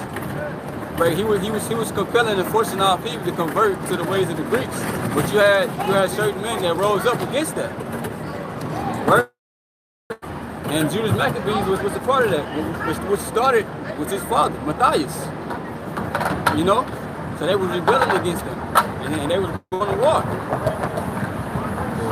Now when Saron, a prince of the army of Syria, heard say that Judas had gathered unto him a multitude and company of the faithful to go out with him to war, he said, I will get me a name and honor in the kingdom, for I will go fight with Judas and them that are with him who despise the king's commandment. So he made him ready to go up. Right. He wanted them serving, basically living after the ways of the Greeks, sacrificing swine's flesh on the altar. Right. Stop calling yourself a Jew. Leave your traditions. That's what they wanted. But Judas and them was like, hell no. Matthias told them, hey, die for the covenant and the laws of your fathers. That's what he told him before he died, before he passed away.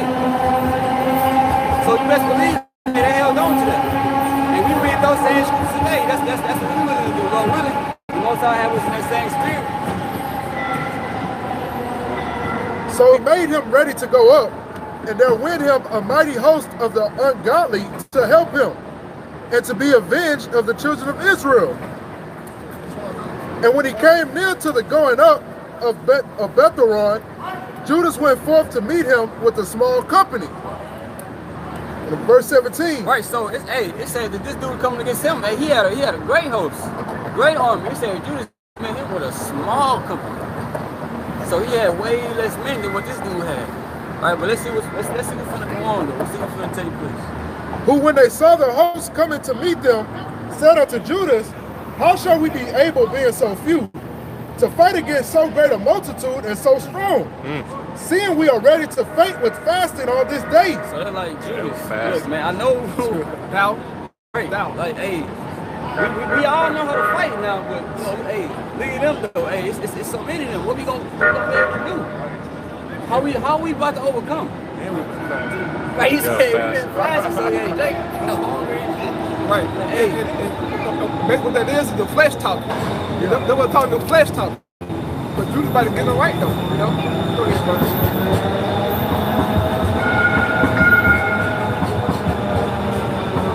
Verse 18, unto whom Judas answered, it is no hard matter for many to be shut up in the hands of a few. And with the power of heaven, it is all one, to deliver with a great multitude or a small company. Right. So it said it ain't enough for the Most High to shut up many with a few. Man, to take out a multitude, a whole army with just a few people. It said it's the same to deliver or to win with a large army with the Most High. It's the same thing, deliver with a small one. There ain't no difference to him. That's why you read the time of Gideon, right? In the 300, the Most High, he like that. He don't want it to be too many numbers, right? Right? He don't want Israel to boast themselves, but like, hey man, it was through us, right? That we did this. So now the Most High like to decrease the numbers. He like to have that disadvantage, right? And from the appearance of looking at it, right? So they can go, all right, now the Most High with these people right here. Even Samson too. Samson took on thousands of men. Right.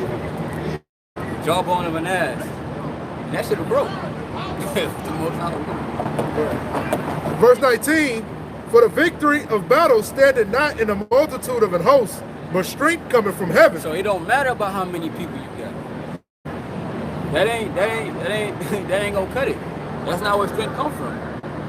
It said the strength comes from heaven. That's why we always have to pray before battle. That's where our strength came from. They come against us in much pride and iniquity to destroy us, and our wives and children, and to spoil us. But we fight for our lives and our laws. Wherefore the Lord Yahweh himself will overthrow them before our face. And as for you, be ye not afraid of them. Hey, so he said, look, man, hey, don't worry about none of that. You know, I hear what you're saying, but look, have faith, right? The Most High, he gonna help us, man. We gonna overcome. You know, we gonna overcome. It's another account too where Judas thought it. He was like, shit, you better read about what happened to Pharaoh and them in Egypt. Right. If he running the history down, hey, the Most High helped them, like, he'll help us too. You know? Because Israel, we had a great host. All them Egyptians chasing us and shit. Right. You know, hey, but the Lord intervened. Right. The Lord split the sea. You know? So we shouldn't be, you know, we shouldn't worry about, like I said earlier, what Esau, he got this, he got that, you know, he was given a sword, so he finna come out and, you know, don't be worried about what Esau saying, he finna do this, he finna do that. You see multiple times in the scriptures, man saying, oh yeah, we finna do this, or I'm gonna kill their ass. Right, I'm finna go in the treasury and get this. I'm finna slaughter them. And look what happened to him. Okay, shit, hey, the same thing happened to Esau. Chapter 3, verse 6. I will not be afraid of 10,000 of people that have set themselves against me round about. Right, so we ain't gonna, bro, we're not gonna be afraid of all these people coming against us, bro. Because you're gonna have many people coming against us. You're gonna have your own family coming against you. Right. That's in the scriptures. Right? You're gonna have Esau demonizing us all on television. That's gonna get the word to spread quickly about us. You're gonna have our face all on TV. But oh yeah, I know that dude. I know him. You have many people coming up against us. You don't know what Esau might say. Hey, 5,000 reward, go get him so we can put him in jail. Put the money in our head to come get us. You know? So hey, people gonna be after us, bro. But said what King David said, hey, we will not be afraid. Hey, we of the elect, we of the hopeful elect, and we are the house of David. We gonna have the same mentality as King David had. We don't give a damn, bro. You know, because we already know the end goal for this place. Right? We know the end goal for the wicked. Right? And the end goal for the wicked ain't never nice. It says, arise, O Lord, save me, O my God. For thou hast smitten all mine enemies upon the cheekbones. Thou hast broken the teeth of the ungodly. Right. The teeth can also represent the military. Right. Esau, he got this great military. Right. This is why it says in the book of Revelation, the 13th chapter, who could make war with this man? Right. Because his blessing with the sword. So it's like, hey, can't nobody fuck with this dude. Right. Because the Most High allowed him to do this.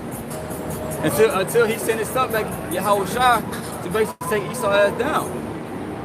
Right, but the Most High is gonna break the teeth of these people, man, the ungodly, of Esau, his army. Right, you better read 2nd out of the 13th chapter, Revelation the 12th chapter. Right. They said they prevailed not. Right. He turned their ass to dust. You know, they're not gonna be able to touch the angels, bro. Hey, that's why. Hey, Scripture said we're gonna get the victory through Yahweh Shai. Right? And that's over everything. You know?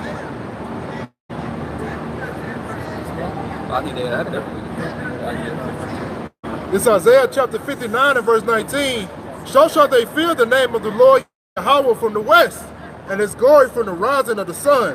When the enemy shall come in like a flood, the Spirit of the Lord shall lift up a standard against him. Like when the enemies come in like a flood, and a flood destroys things, right? Right. The flood comes in quick. So Esau, he gonna try to come in like a flood against us, right?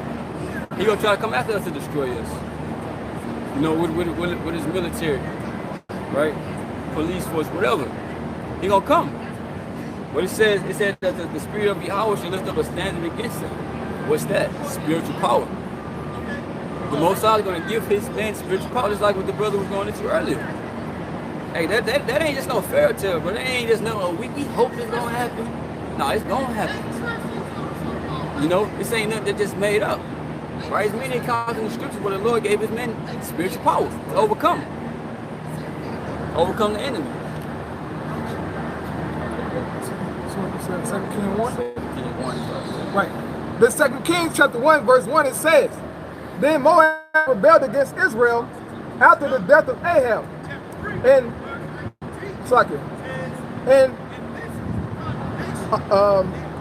Ahaziah fell down through a lattice in his upper chamber that was in Samaria and was sick. And he sent messengers and said unto them, Go, inquire of Beelzebub, the god of Ekron, whether I shall recover of this disease. Right, so if you're going to an idol, right, to see if he's going to recover, instead of praying to the Most High. You know? Hey, this is the king of Israel. Hey, and they were into that idolatry, bro. Right, it says, But the angel of the Lord said to Elijah the Tishbite, Arise, go up to meet the messengers of the king of Samaria, and say unto them, Is it not because there is not a God in Israel, that ye go to inquire of Beelzebub, the god of Ekron? Now therefore thus said the Lord, Thou shalt not come down from that bed. Is there not a God in Israel or something? That's why you're going to pray unto this idol? Right? He says, you know what? Tell him he going to die. No, he ain't going to recover from it. He wanted to go pray to that, try to pray to the idol, but the Most High tell him like, nah, nigga, you ain't coming back from this. Right. Go tell him that. And that's the mentality of Jake right now, you know? Jake don't believe that there's a God amongst us. Or, I say the God of the Bible. So Jake goes searching to other gods, man. Kemet, Islam. They go all these different places trying to seek rest, man. And Jake will say, you know what? I found comfort, you know? I'm prospering now since I've been in Islam. I got a wife, you know, I got a house, I'm marching. You know, I'm on the radio now. Allah did a lot of things for me. No, he didn't, nigga. The Most High just allowed you to do that to further get your ass to believe in that BS. That's strong delusion, man. That's all it is, man. But you call it prosperity. Well, I'm doing good. God must be with me. No, that's a strong delusion. So the Most High can have confirmation to go and put you to death because you're not right, man. Y'all keep on seeking these other gods, but the Most High God Yahweh. And this is why 2/3 going to be wiped out, man. Right. It says, and when the messengers turned back unto him, he said unto them, Why are you not turned back? And they said unto him, There came a man up to meet us, and said unto us, Go, and turn again unto the king that sent you, and say unto him, Thus said the Lord, Is it not because there is no God in Israel, that thou sinnest to inquire of Beelzebub, the god of Ekron? Therefore thou shalt not come down from that bed on which thou art going up, but thou shalt surely die. And he said unto them, What manner of man was he which came up to meet you and told you these words? And they answered him, He was a hairy man, and girt with a girdle of leather about his loins. And he said, It is Elijah of the Tishbite. Right, so he was wondering like, hey, so what y'all come back for? What happened? You know, what's going on? Right? He said, and he told them all that Elijah told him. And like, look, and so he said this, he said that. He's like, all right, so who is this man? What do he look like? He said he had this on. He had this on. He's like, that's Elijah. You know? So I keep reading on that. It says, 2 Kings 1 and 9. Then the king sent unto him a captain of 50 with his 50. And he went up to him, and behold, he sat on the top of an hill. And he spake unto him, Thou man of the Most High. The king said, Come down. So he sent the host after Elijah, a prophet of the Most High. Right? He was doing what the Most High told him to do. And he relayed the message. You know? I'll keep reading on to you. It said, and Elijah answered and said to the captain of 50, If I be a man of the Most High, then let fire come down from heaven and consume thee and thy 50. And there came fire from heaven and consumed him and his 50. So Elijah prayed to the Most High. He was like, man, hey, if I'm your man, Yahweh, you know, hey, if I'm your man, hey, send fire down. and kill him for me.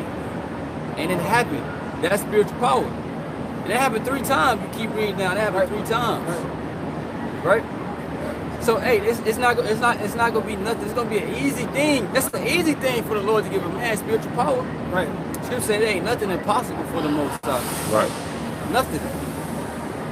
No. And you people underestimate the Most High God of Israel because you look, y'all don't know him. You don't know him. You have no knowledge of him. So you talk down on him. You say, oh, the Bible, oh no, that's a fairy tale. Da da da da da. Well then, if the Bible is fairy tale, then what is true? Evolution, Darwinism, science, right? That's the truth, right? Man, the Most High God, how was the truth?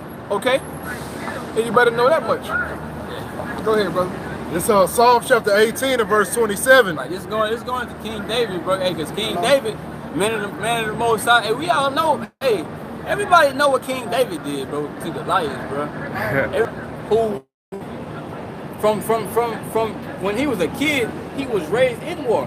David, right? He told Goliath, "You come to me with a sword, this and that. Hey, but I come to you with the name of the Most High." Right. And he ended up cutting his head off with his own sword. But King David did many things in battle because the Most High was with him. Right. It's Psalm chapter 18 and verse 27. For thou wilt save the afflicted people, but will bring down high looks. Yeah.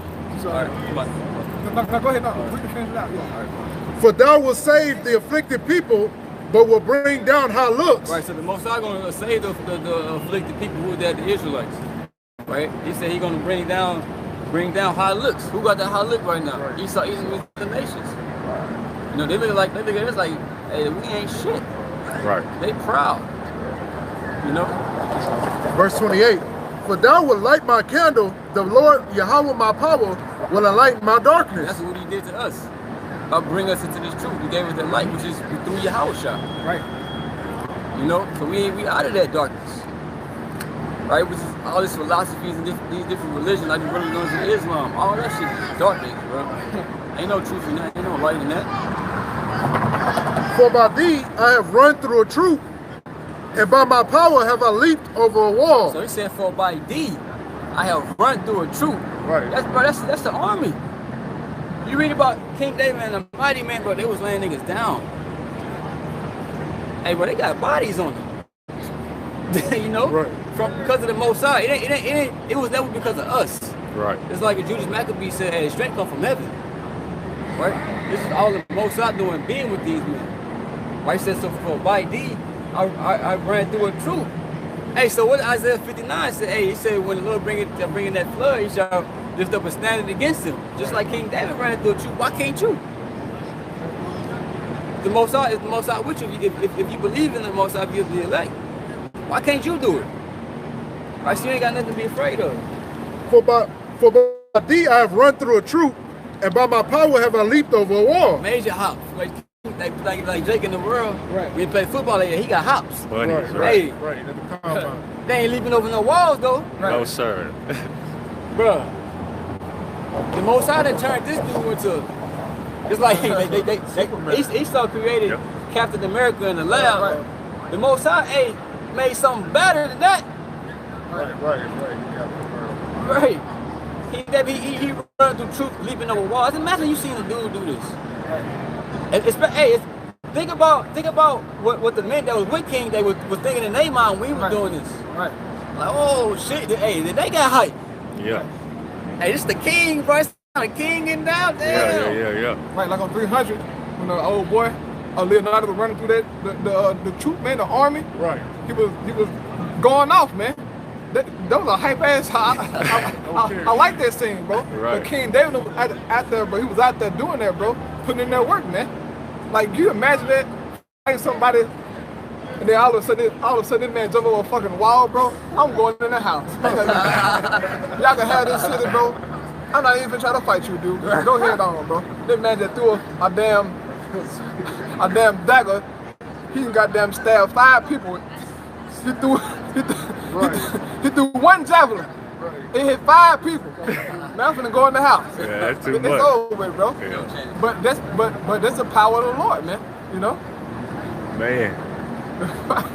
Verse 30. We'll do it. As for the Most High, his way is perfect. The word of the Lord is tried. He is a buckler to all those that trust in him. He's a bucket to all of them that trust in him, and we trust in the Most High. The elect is going to trust in the Most High. They're going to trust in his name, have faith in his name, and in his son. Can't forget about Yahweh. Right? Because everything is through him. Right. He said he's the way, the truth, and the life. Right. You know? For who is Yahweh power? For who is Yahweh power save the Lord? Or who is a rock save our power? It is the Most High that girded me with strength and maketh my way perfect. See, he's telling you who it is. He ain't saying, because he could have been like, hey, yeah, this It's me right here. I did this. I'm lifting weights. One. Yeah. I was ready. I was getting ready for this right here to do this. I was practicing. Right, I've been training. Right.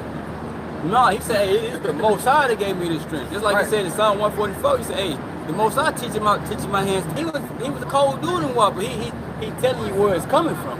Right. It is the Most High that girded me with strength and maketh my way perfect. He making me feet. He making my feet like hinds feet, and setteth me upon my high places. So he said, making my feet like hinds feet. So hey, he was quick. Yeah, he wasn't slipping, right. Right. Deer. Yeah, a deer like the rest of the deer. You not, hey, you try to run after the deer. You not catching, hey, deer gone. He's not, bro. He's not. Bro, so just like this brother was going into the sand, hey, you see a dude jump over the wall, bro. Hey, you dude jump off the wall, and when he land, he quit, bro. Hey, who finna try to fight him, bro? Yeah, Keep going, bro. He teacheth my hands to war, so that a bow of steel is broken by mine arms. Oh, bro, this man broke a bow of steel, bro. It'd be hard for me to, break a stick. Like, I can't go. Like, what the fuck? Right, you just blocking them holes off and shit. They Yeah, picking yeah. off and shit. In verse 35, thou hast also given me the shield of thy salvation, and thy right hand that holdeth me up, and thy gentleness have made me great. Again, hey, the Most High made me good. Thou hast enlarged my steps under me, that my feet did not slip. I have pursued mine enemies and overtaken them. Neither did I turn again till they were consumed. I have wounded them that they were not able to rise. They are fallen under my feet. Right, so I have pursued my enemies and overtaken them. Right, so the Most High is going to turn things over. It's going to look like that we losing on the outside appearance, but the Most High going to make us chase their ass, because they going to come after us, then we go chase their ass out, just like it says in the law. Right? That one shall chase 1,000, you know? Hey, that's going to happen. I have wounded them that they were not able to rise. They are fallen under my feet. For thou hast girded me with strength unto the battle. Thou hast subdued unto me those that rose up against me. Thou hast also given me the necks of mine enemies, that I might destroy them that hate me. Right.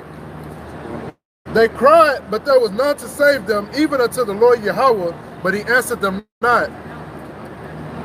Then did I beat them small as the dust before the wind.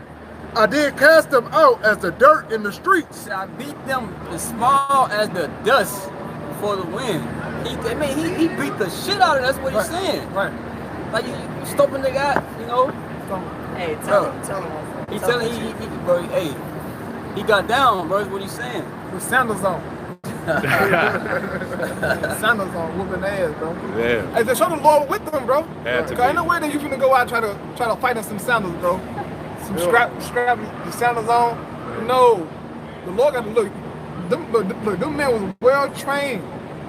So footwork, they had footwork. You gotta have some footwork. Like you imagine going to the football field with some sandals on. No, cause you got some sandals on, bro. You're tripping. But they had on sandals back then, man, going hard. Like what kind of shoe? So more than likely, so they had, Right. strapped up, probably. But hey, that dude could have fought in war like that, though, Go ahead. In verse 43, thou hast delivered me from the strivings of the people, and thou hast made me the head of the heathen. A people whom I have not known shall serve me. So that made me the head of the heathen. Right. Who are the heathen? This is other nations outside of the nation of Israel. Right. So the people I have not known shall serve me. Right. So these nations you see walking about, man, all proud and shit like that, hey, they're gonna be your servants, you Israelite. Right. Like it says in the book of Isaiah 14. That's the people of the Lord shall possess them for servants and handmaids. Right. That's how we gonna be getting down in the kingdom. And in Psalms, they go into, you know what I'm saying, Yahweh Shai and his men are entitled to these heathen, man. You know, they are possession. You know? In verse 44, as soon as they hear of me, they shall obey me. The strangers shall submit themselves unto me. Right. So it says, as soon as they hear me, they shall obey me, and the strangers shall submit themselves unto me. Right. Hey, so we gonna have these nations in subjection in the kingdom of heaven, bro. Right? They're gonna be obedient. Because what Yahweh Shah said, he said that he that overcome and keep my work to the end. Right? It says that we're gonna be ruling over these heathen, man. Right. He's really gonna be getting shit beat out of him more than anybody else, bro. Hey, as the brother going to the power, bro. Y'all don't understand that we're gonna get real power, okay? To be able to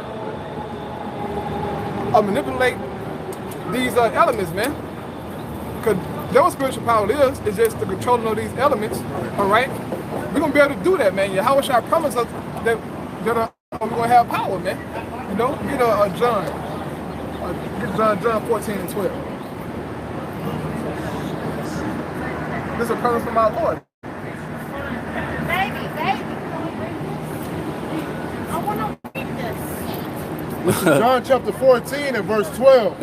Verily, verily, I say unto you, he that believeth on me, the works that I do shall he do also. Right, Yahweh shall say, he that believe on me, the works that I do shall he do also. Yeah, keep reconnecting. Now, what are some of the works that Yahweh shall did?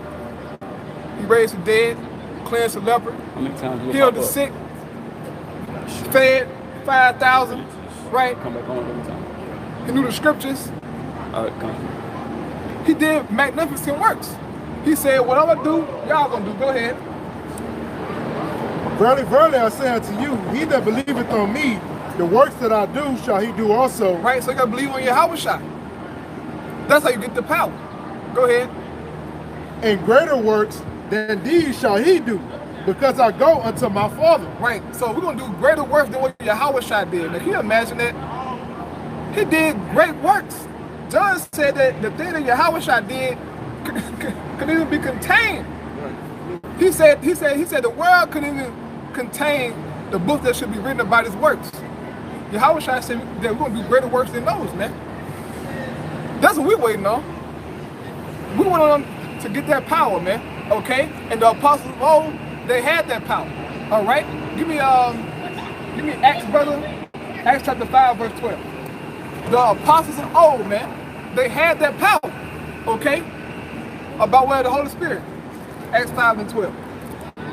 You do Acts 9 and 2. It's Acts chapter 5 and verse 12. It says, and by the hands of the apostles were many signs and wonders wrought among the people. Right, by the hands of the apostles, man.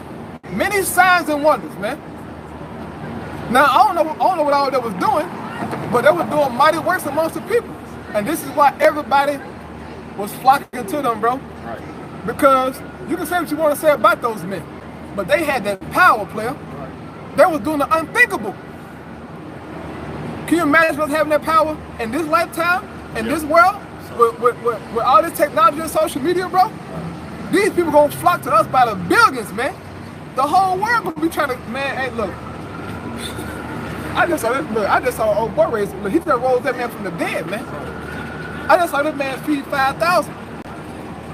I just saw this man heal cancer, heal all these so-called diseases that Esau Edom made, man. That's what we're gonna get. Lord willing, go ahead, brother. Acts 5 and 12, it says, and they were all with one accord in Solomon's porch. 13, and of the rest, there is no man joined himself to them. Right. But the people magnified them. Right, the people magnified the apostles, man. Like, look, these are men of the Lord. Right. Y'all can say what y'all want to say about them. Y'all can say that they unlearned, they this, they that. No, them men got magnified. Why? Because the Lord put the Spirit upon them men, bro. and they was doing the impossible. All right, go ahead, brother. Acts 5 and 14, it says, and believers were the more added to the Lord Yahweh by Shem Yahushua. Right, man. And believers was the more added, man. So it's gonna take spiritual power, a miracle to happen for certain people to come into the faith, man. All right. Now we believe through the word. That's what the apostles did. They believe, you know, by hearing Yahweh, man, the word being taught. Right. But for some of the elect, they're gonna have to see that power, man. And they're gonna see it. They're gonna see that power and they're gonna come to the Lord, man. Both men and women. All right. Go ahead, brother. Acts 5 and 14, it says multitudes, both of men and women. Multitudes, both of men and women, were added to the Lord, man, by seeing those miracles, those signs and wonders, man. Okay? Go ahead, brother. Acts 5 and 15, it says, and so I see y'all, you know, to use me medicine, but look, I just saw old boy do what he did. I'm finna look, we're gonna take him over there where he at. Look to this man right here. He gonna fix him right now. Restore them back whole fully. That's real power, man. Right. And this is what the world fear, okay? It's the manifestation of the power of this God, man. But through faith, we're gonna do the impossibility through faith, man. This is why faith is so important. Through our faith, we're gonna be able to do these things, man. And you people gonna real deal go crazy. Your mama them, your cousin them, your old lady that didn't want you, right? Your baby mama being a slut whore. Oh, nigga, you ain't, nigga. Oh, nigga, you ain't shit, nigga. Fuck you, da. When she see you with that power, her whole mindset gonna change. Right. I'm sorry. I said it out of hatred. No, you know what, baby? Look, it's okay. Go be with what's it? Ray. Ray, goddamn, Eugene. Go be with Eugene now, and then keep doing what you do because you didn't believe in the first place. You know? Go ahead. Acts 5 and 15. It says, and laid them on beds. Right. I'll stop at the top of it.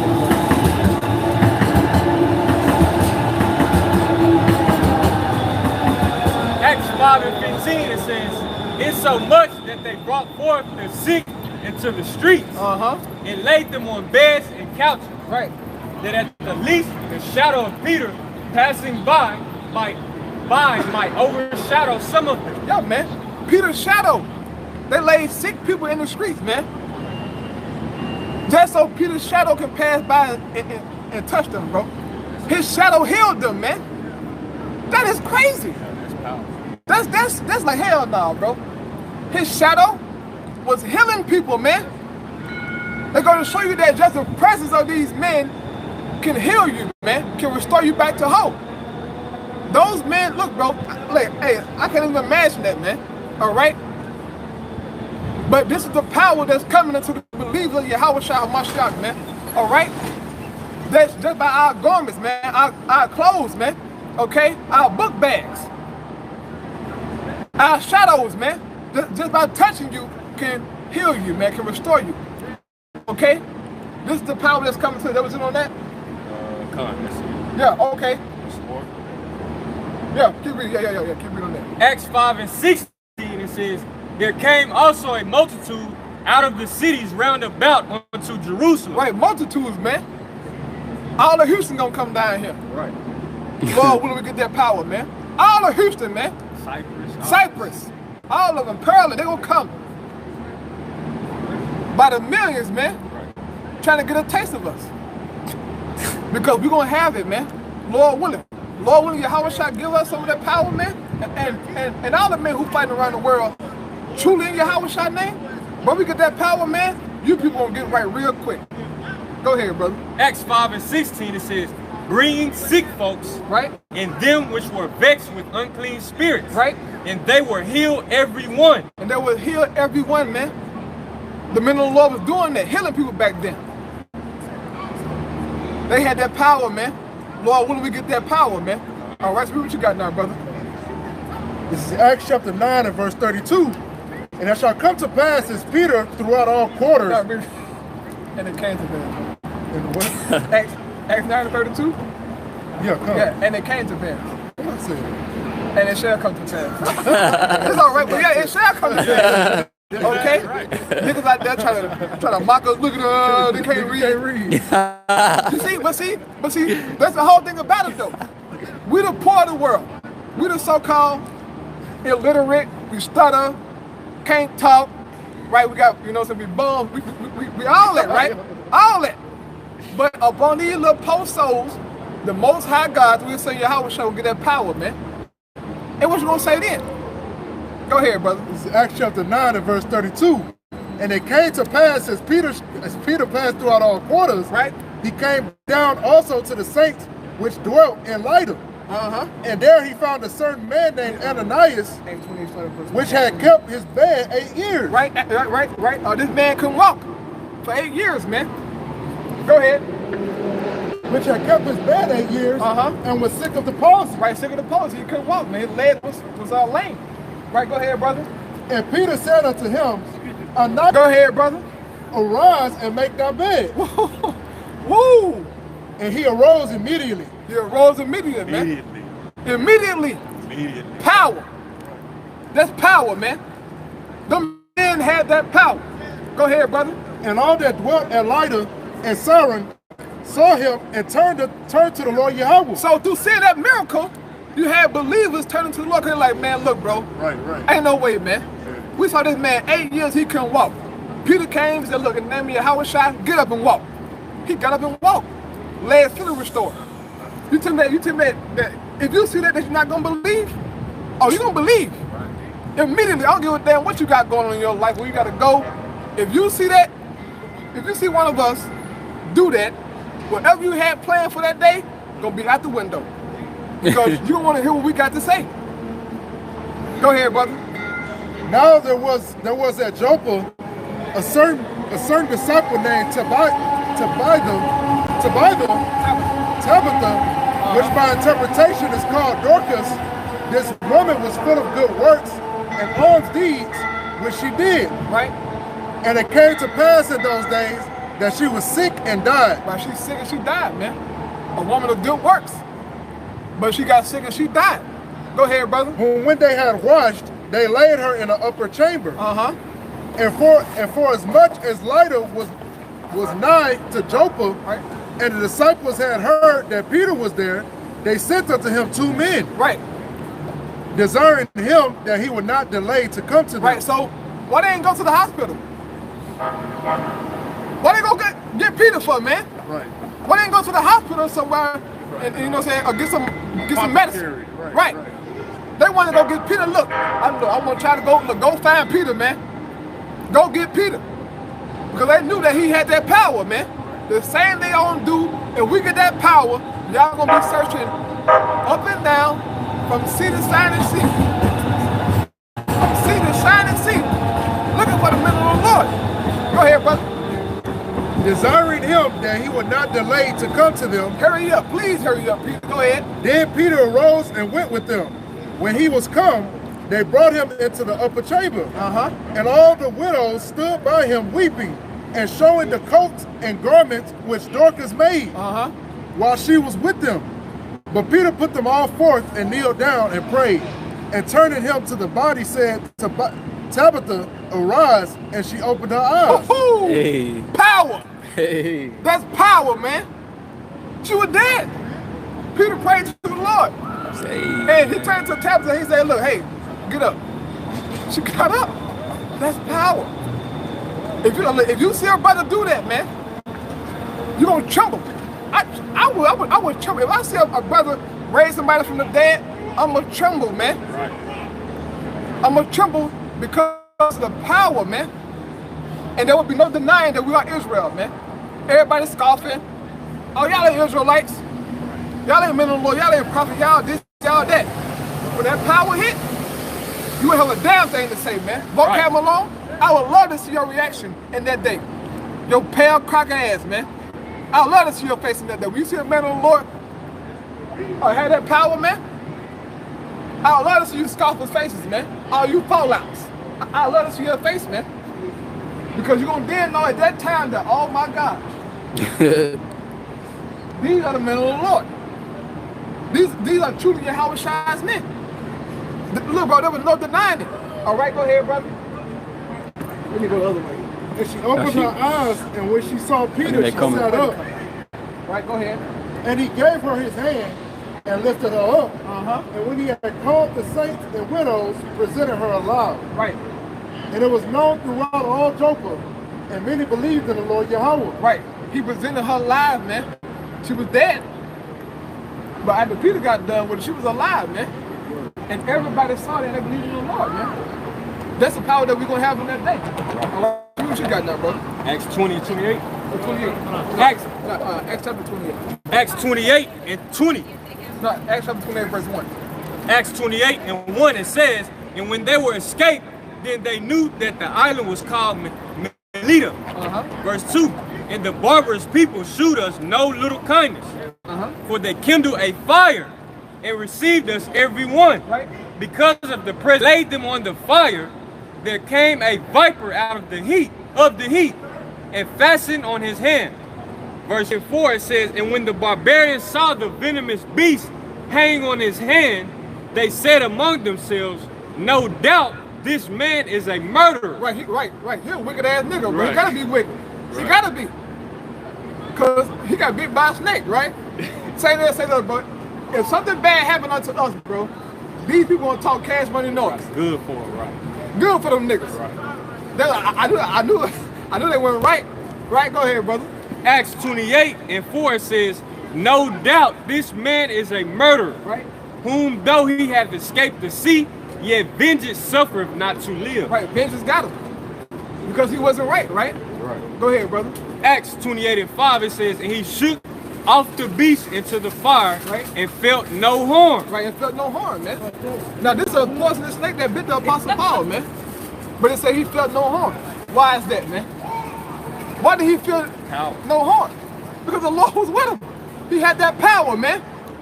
That not even a snake could kill the Apostle Paul, man.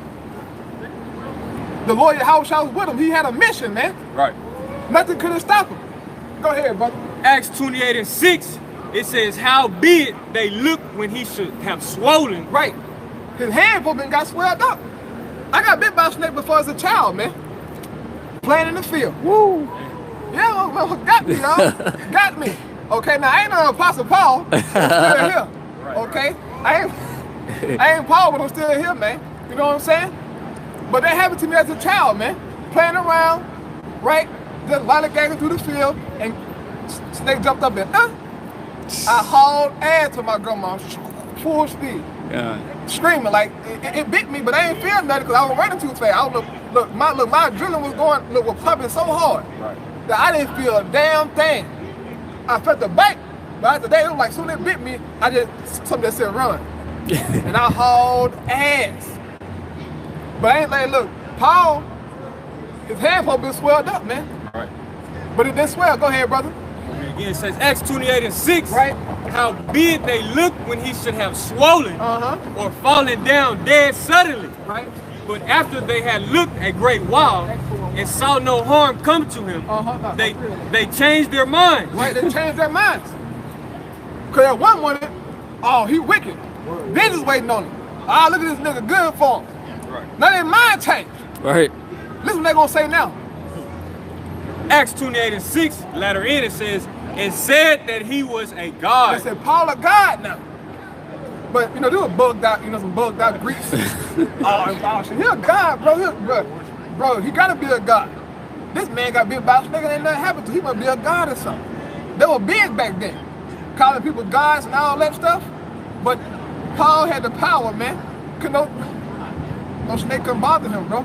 This is the power that we talk about having, okay? Y'all think it's a game. But once his brother get this power, Lord willing, y'all gonna shut up. Y'all gonna shut the hell up, and you might just bend the knee. You might just bend the knee in that day, out of fear, man. Go ahead, brother. Acts chapter 3 and verse 1.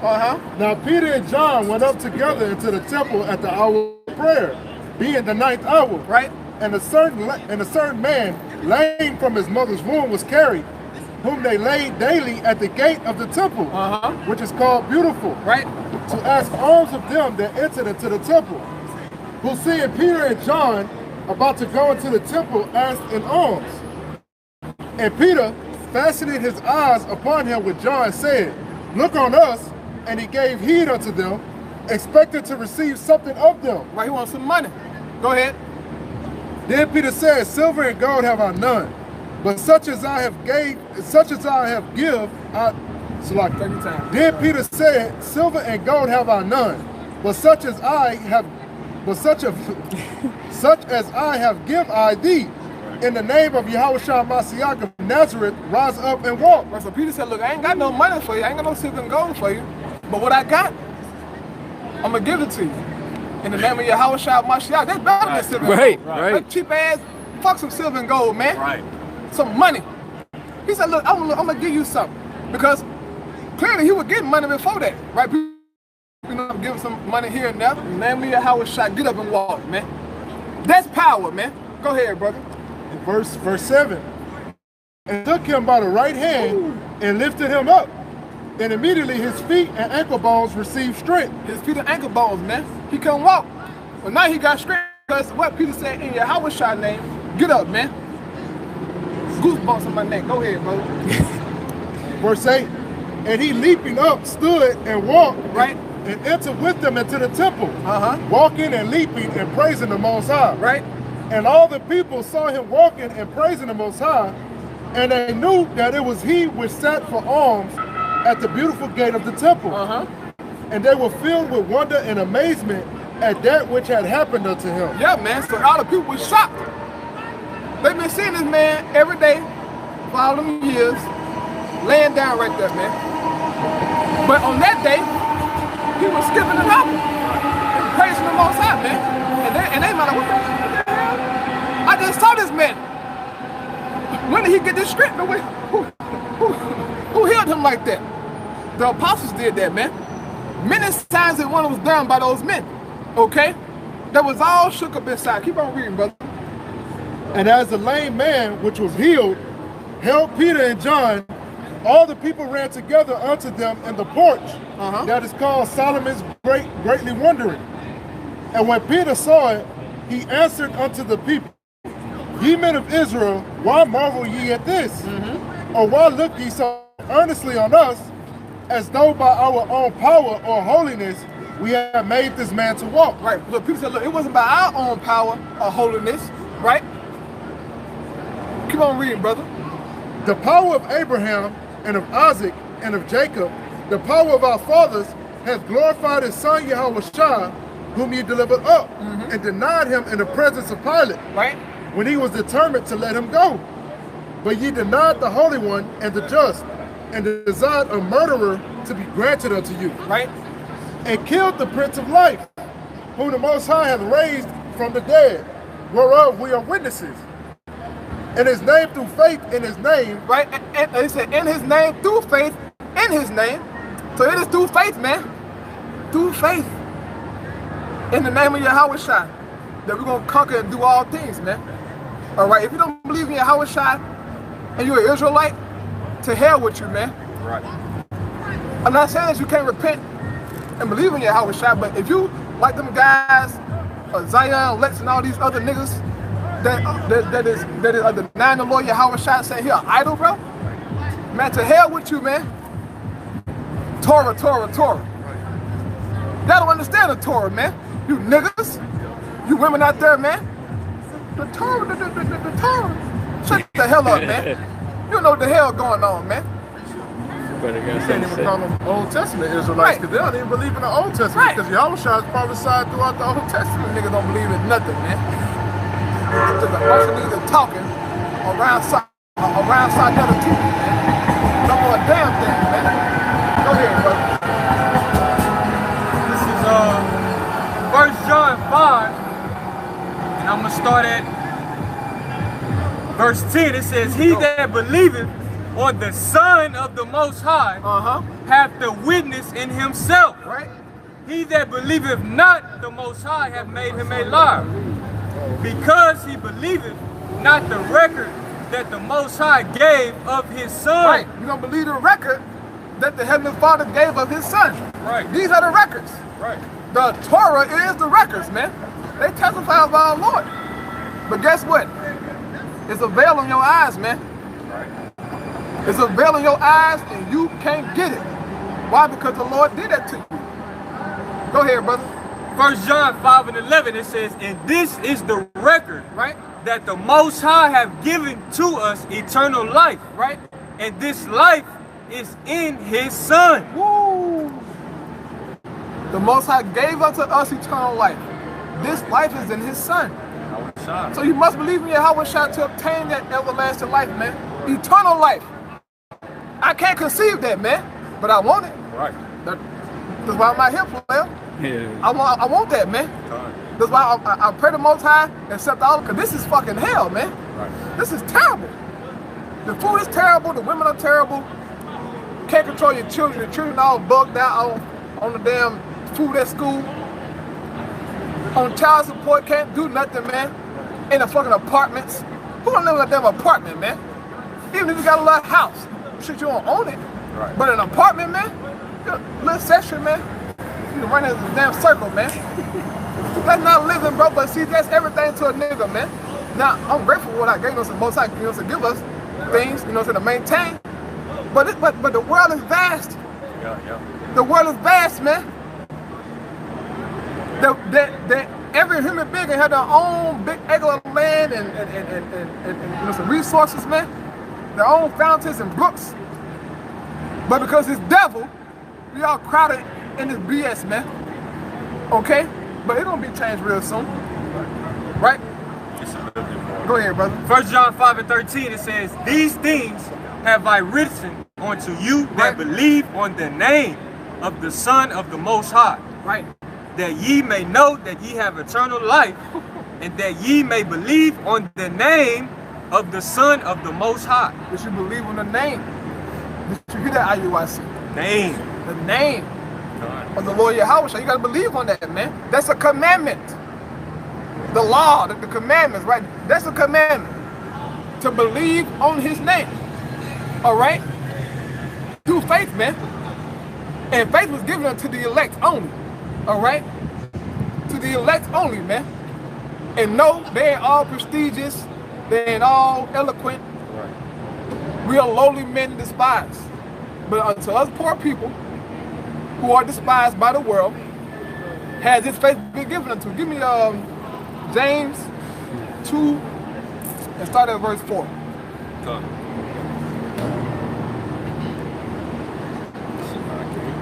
This is James chapter 2 and verse 4. It reads, James 2 and 4, it says, are ye not then partial in yourselves, and are become judges of evil thoughts? Verse 5, it says, hearken, my beloved brethren, have not the Most High chosen the poor of this world rich in faith? Right, the Most High chose the poor of this world rich in faith. And this is why you see us. This is why you see us, man. The poor of this world. But guess what? We rich in faith, man. But y'all can't see it. But you see us. You should see our faith. This you wanna see faith, you look at that faith. All the brothers, all the camps. You look at that faith, man. But see, they ain't enough for a damn nigga, man. Jake wanna see us jump to goddamn Pluto and then come back down, man. Right, he wanna see an astro project and shit, man. This is not enough for a nigga, man. But it's enough for the elect men, women, and children. Right. I saw this. I was afraid, man. I'm down in Maine. Back in 2014. When I came on the block. I saw them brother holding them signs up, my damn heart went to my stomach. I was terrified, man, of that sight. Because to me, those were the men of the Lord. And I wasn't worthy to even be in their presence, you know? But the Most High, you know, so gave me some courage to step up to them brothers, man. And I've been coming out ever since, man, you know? Because there was enough for me, man, to fucking, you know, consummate my faith. The men out there standing bold, man, for the truth. That's what I needed to see. And that's what I'm doing right now, man. Right. All right? Go ahead, brother.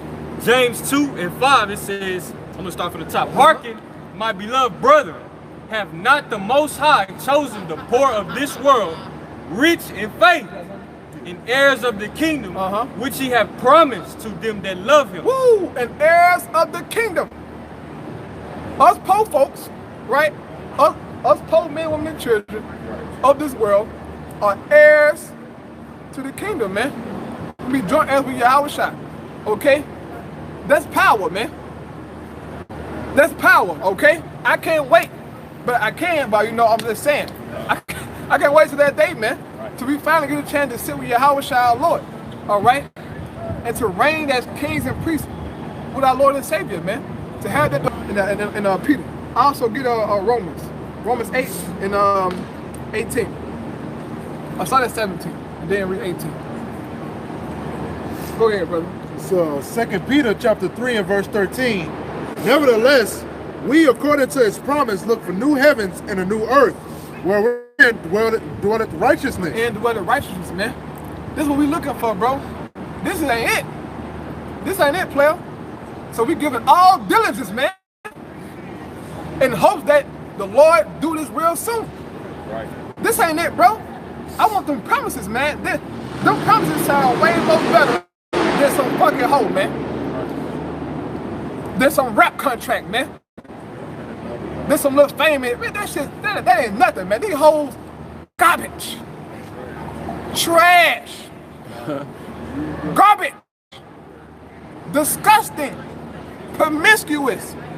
These are harlots, man. Big eyelashes on, blonde weave, all that makeup. Bitch smoking cigarettes, smoking that dope, on them pills, on that alcohol, man. Licking on each other. Y'all want that? That's life to you, right? Megan Thee Stallion, Ari, right? Those so-called bad bitches, right? They garbage. Them hoes garbage, man. But amongst the black community, that is the standards of beauty. Garbage. I don't want that, man. I want new. The Lord said I want new. I want something new, man. I never had a version in my life, man. Oh, shit. In the kingdom of heaven, they're gonna be switched. Right. They're gonna get switched. All you gonna deal with, man? There's a number of hoes out here, man. And niggas going crazy over this. They said many men have ran out of their wits behind these women, man. Every day, bro. Jake on the internet crying, putting big paragraphs of these hoes. Look, and then, look, bro, they clowning you. Right. They post your messages on Instagram, on Facebook, saying, "Look at this nigga. He a bitch. He a hoe. Look at this nigga. I got these niggas in my pockets." Woo. They playing y'all, man. That's why. Look, you beta male, gynocentric ass niggas, man. To hell with you. Cook man time. I would never let a woman do me like that, man. Right. Y'all pouring y'all heart out to these hoes? Giving your all? Are you kidding me? Now, I ain't gonna sit up here and boast like I wasn't in that at that point before. Yes, I was there before. When I didn't know no better. Right. But now being a new creature in Yahushua, having standards, having morals, having dignity, having temperance, man. Right. Fuck you bitches, man. I don't need you for nothing. I got a woman right here. Right. And you can't touch her. You fucking whore. That's nothing you can do. To hell with y'all, man. We want new. We look for a new heavens and new earth dwelling righteousness, man. Right. Go ahead, brother. Romans 8 and 16. It says the Spirit itself beareth witness with our spirit that we are the children of the Most High. Yes. We are the children of the living God Yahweh. The God of Abraham, Isaac, and Jacob. We are his children. Okay? You believe it or not, man. Go ahead, brother. Romans 8 and 17. And if children, then heirs of the Most High, and joint heirs with Hamashiach. If children, then heirs, man. We're going to get heirs. We're going to have inheritance, okay, with our Father and his Son, man. This is what we want. Right. This is what we're fighting for, okay? Y'all around here playing, man. We want something better than this, man. Way better. Go ahead, brother. Romans 8 and 17, it says, if so be that we suffer with him. We gotta suffer first, man. We suffering right now. We suffering for the Lord, man.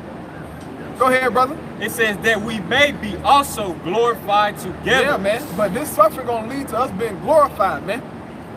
Having extraterrestrial bodies. Right. Yeah. Having power beyond your imagination, man.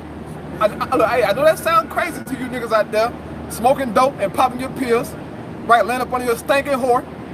I know that sounds crazy to you, man. But it's gonna happen, right? And all this other BS. Y'all believe the black woman is God, but minds, man.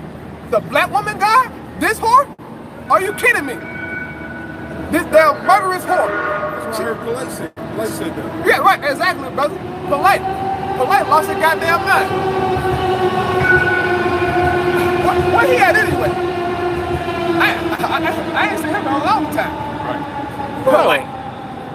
What the fuck? Sorry, Sue said, yeah, all them niggas, man. That nigga Sorry Sue said, yeah, I saw. Oh, what the hell, nigga? man? A little. A little? A little too And, much. but he talking to us against us. You stole powder, man? You're a dopehead. But we crazy, right? Man, you niggas are crazy. Go ahead, brother. Romans 8:18. Stole powder, man. It says, for I reckon that the sufferings of this present time are not worthy to be compared with the glory which shall be revealed in us. Yes, brothers. We catch hell. We go through things. Yes, we cry sometimes. Right. Yes, we take L's, man. We lose things, man. Right. We have heartaches. But that little stuff will be, look, you can't compare it to the kingdom of heaven, man. This is what you must endure to be strong, man. Okay? Be strong in the Lord and the power of his might, man. We gonna get everything, man. All right? This is coming to the middle of the Lord. Go ahead, brother. What's on there, right? This is 1 Corinthians chapter 1 and verse 25. Because the foolishness of the Most High is wiser than men, Right. and the weakness of the Most High is stronger than men. Right? For ye see your calling, brethren, how there not many wise men after the flesh, not many mighty, not many noble are called. Right? Like that brother was going into, you know what I'm saying? We're not the rich of this world. You know, we the poverty of this world, man. You know, brothers working in warehouse jobs and UPS, man, and all kind of shit like that, man. You know, and the Most High, they called it the rich of this world, man.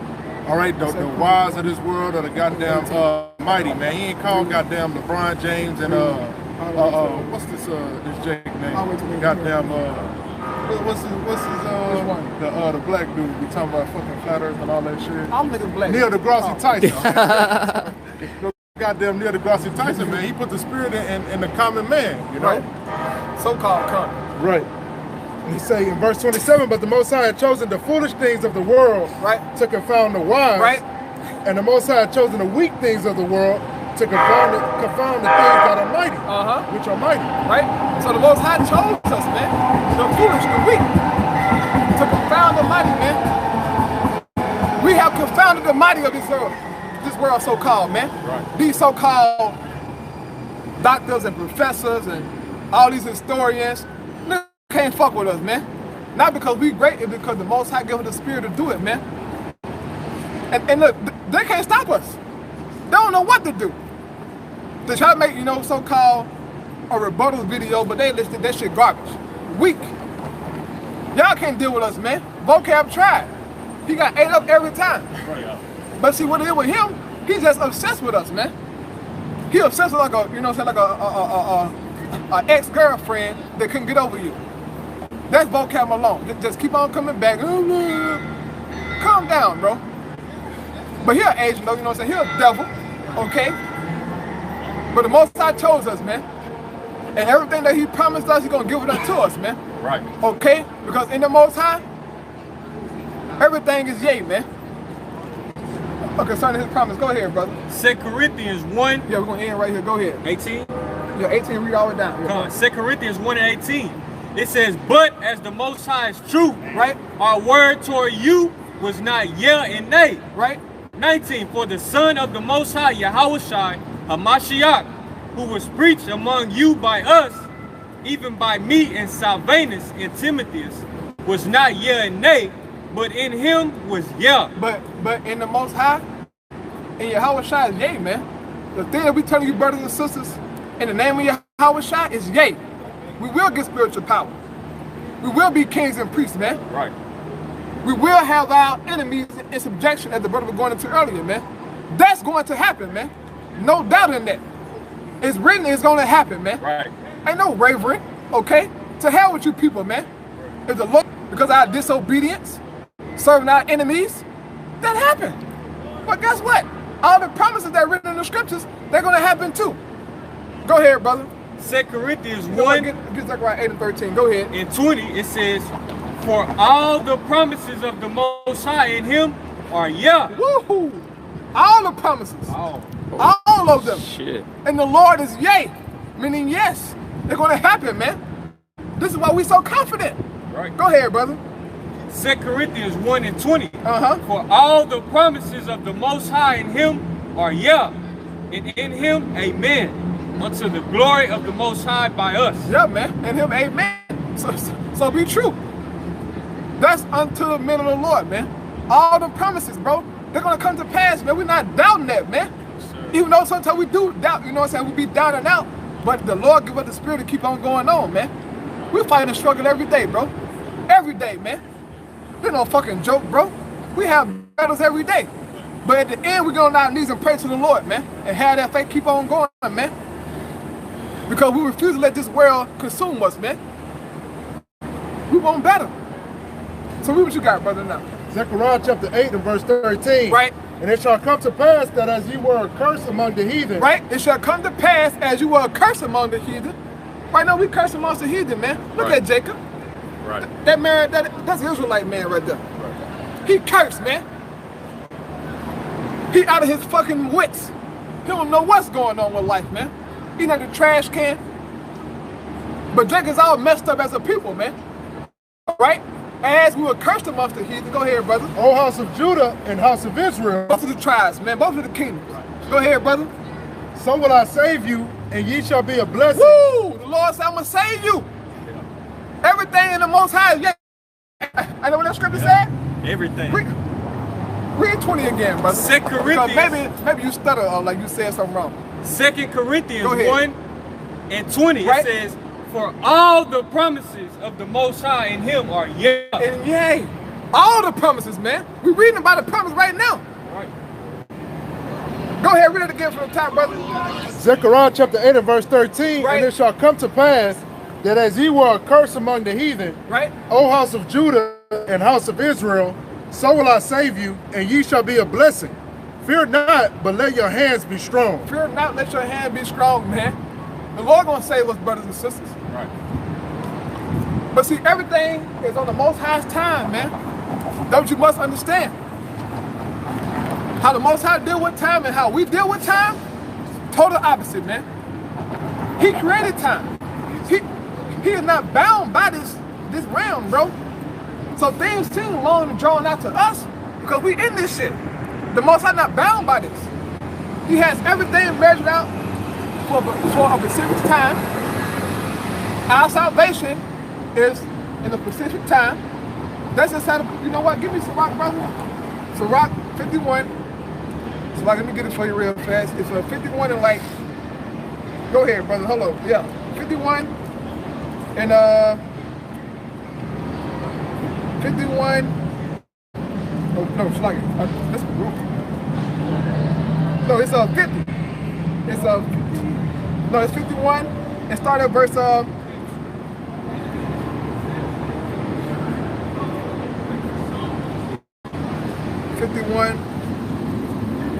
I was about to speak real fast, brother. Just read scripture over again. Come. Zechariah chapter 8 and verse 13. And it shall come to pass that as you were cursed among the heathen, O house of Judah and house of Israel, so will I save you, and ye shall be a blessing. Fear not, but let your hands be strong. Right, man, because Jacob's out here messed up, man. You know, you Negroes, Latinos, and Native Americans are cursed, man. Okay, all right, that's why your ass is getting gunned down, man. You know, but the Most High is going to redeem Israel, man. Right. You know? Yeah. Oh, we found it, player. Go ahead. Read that. Sirach 50 in 22 Go it ahead. says, now therefore bless ye the power of, Right. which only doeth wondrous things everywhere, Right. which exalteth our days from the womb, and dealeth with us according to his mercy. According to his mercy, man. All of us, everybody. We are in the mercy. You are the Most High's mercy. Go ahead, brother. Sirach 50 and 23 it says, he grant us joyfulness of heart, and that peace may be in our days in Israel forever. Right, go ahead. 24 it says that he will confirm his mercy with us and deliver us at his time. And deliver us at his time. See, salvation is coming, but the Most High has a time to where he's gonna save us, man. We read about it, but we don't know the day and the hour. But there's a specific time to where the Most High has set for us to be delivered, man. So things might seem long to us and drawn out, man, but the Heavenly Father has everything set up in a specific order according to prophecy, man. And when things are fulfilled, then salvation is coming. So don't be all doubting and fainting in your mind, man. Salvation is coming for us, man. Our enemies are going down. Be joyful, man. Because we see a prophecy found right before our eyes, man. So there's no reason to be doubtful, right? Or to be, shook up inside, man. Be strong in the Lord and the power of his might, man. We already got the victory. All we have to do is just play out this time frame, man. And once this shit over with, we're gonna be in the kingdom of heaven. And all this so-called misery that we going through, whatever you going through, bro, gonna be out the fucking window, man. We got salvation coming for us, That's man. right. You Hey, know? Shalom, Maki. How about you? Yeah, man. So with that, Lord, one of you brothers and sisters edified, once again, we'll give all praise and glory to Yahweh, Ba'ashem, Yahushai, Ba'ashem, Chakodash. The honor to the apostles and elders of the great millstone. Peace and salutation to the elect. Shalom. Shalom.